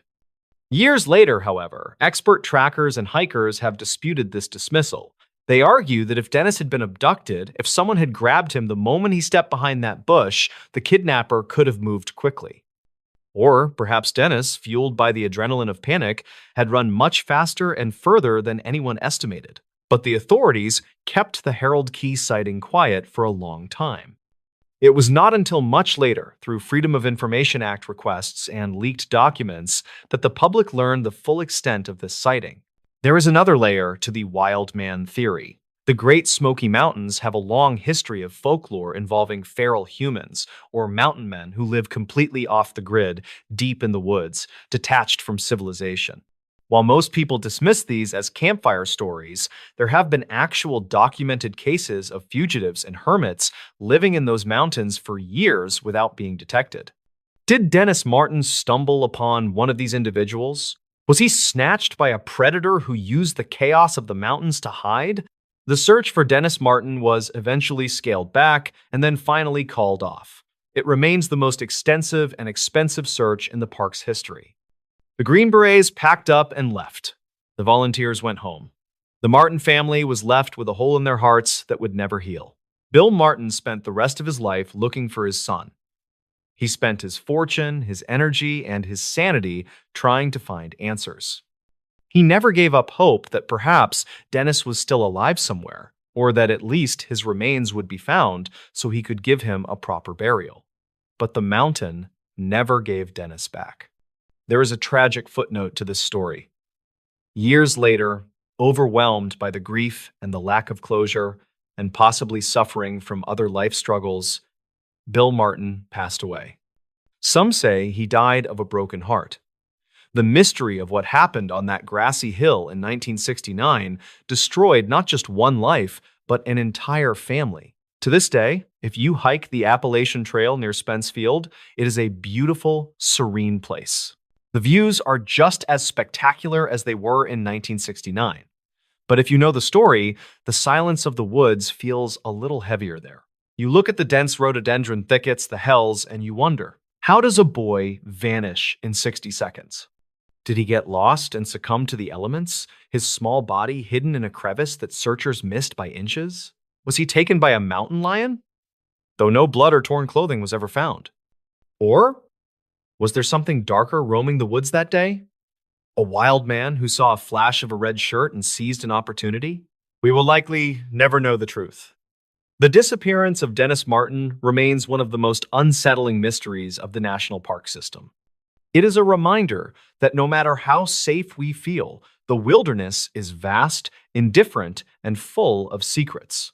And that is where the story ends. But the question remains, what really happened to Dennis Martin? If you are a fan of the strange, dark, and mysterious, this case is the ultimate example of why you should always keep your loved ones close when you step into the wild. Because sometimes, all it takes is a single moment, a single turn around a bush for someone to be gone forever. Hello everybody, and welcome back to the channel. I hope you're having a strange, dark, and mysterious day. Because today we are venturing into the wild, untamed vertical landscape of the Pacific Northwest. This is a story about the primal power of nature, the crushing isolation of the high peaks, and a mystery that involves two highly experienced climbers who reached the summit only to have the mountain itself devour them whole. This is the story of the night the mountain ate them. Before we dive into the deep end of the mysterious, do me a favor. If you enjoy this type of content, please take a second to subscribe to the channel, like this video, and let me know in the comments what city you are watching this video from. Your support helps me keep telling these strange, dark, and mysterious stories. Our story centers on Mount Rainier, the colossal, glacier-covered stratovolcano that dominates the skyline of Washington state. Rainier is magnificent, but it is also one of the deadliest peaks in the world, responsible for hundreds of climbing fatalities. The event we are focusing on took place in the late summer of 1998. Our protagonists are two men, Ethan Cole and Marcus Bell. They were not tourists, they were seasoned professionals. Ethan was a veteran mountain guide with dozens of successful ascents of Rainier. Marcus was a highly skilled search and rescue technician. They were both physically impeccable and technically brilliant. They decided to attempt a difficult, rarely used route on the mountain's eastern face, a punishing, technical climb known for its deep crevasses and volatile weather. They planned a 4-day expedition, fully stocked with emergency supplies, satellite phones, and specialized mountaineering gear. Their objective was not just the summit, but to test a new geological sensor for the National Park Service. They departed on a Thursday morning, leaving their itinerary and coordinates with the park's ranger station. For the first 3 days, the climb went perfectly. The weather was clear, the ice was solid, and the men were making excellent time. Their scheduled check-ins with the ranger station were routine and cheerful. On Sunday morning, the fourth day, the weather changed dramatically. A sudden, unexpected storm rolled in, a ferocious whiteout blizzard that dropped visibility to zero and sent temperatures plummeting. The last satellite phone call came in at exactly 10:05 a.m. Ethan's voice was strained, but calm. Ranger Base, this is Cole. We've reached the summit. We are logging the sensor data now. The storm hit fast. Visibility is zero. Winds are 60 knots. We are establishing the emergency summit anchor and beginning descent immediately. We'll check in at Camp Muir in 8 hours. Copy that, Cole, the ranger responded. Be safe. Get off that mountain. That was the last time anyone spoke to Ethan Cole or Marcus Bell. 8 hours passed. No check-in at Camp Muir. 12 hours passed. No call. 24 hours passed. The storm raged relentlessly.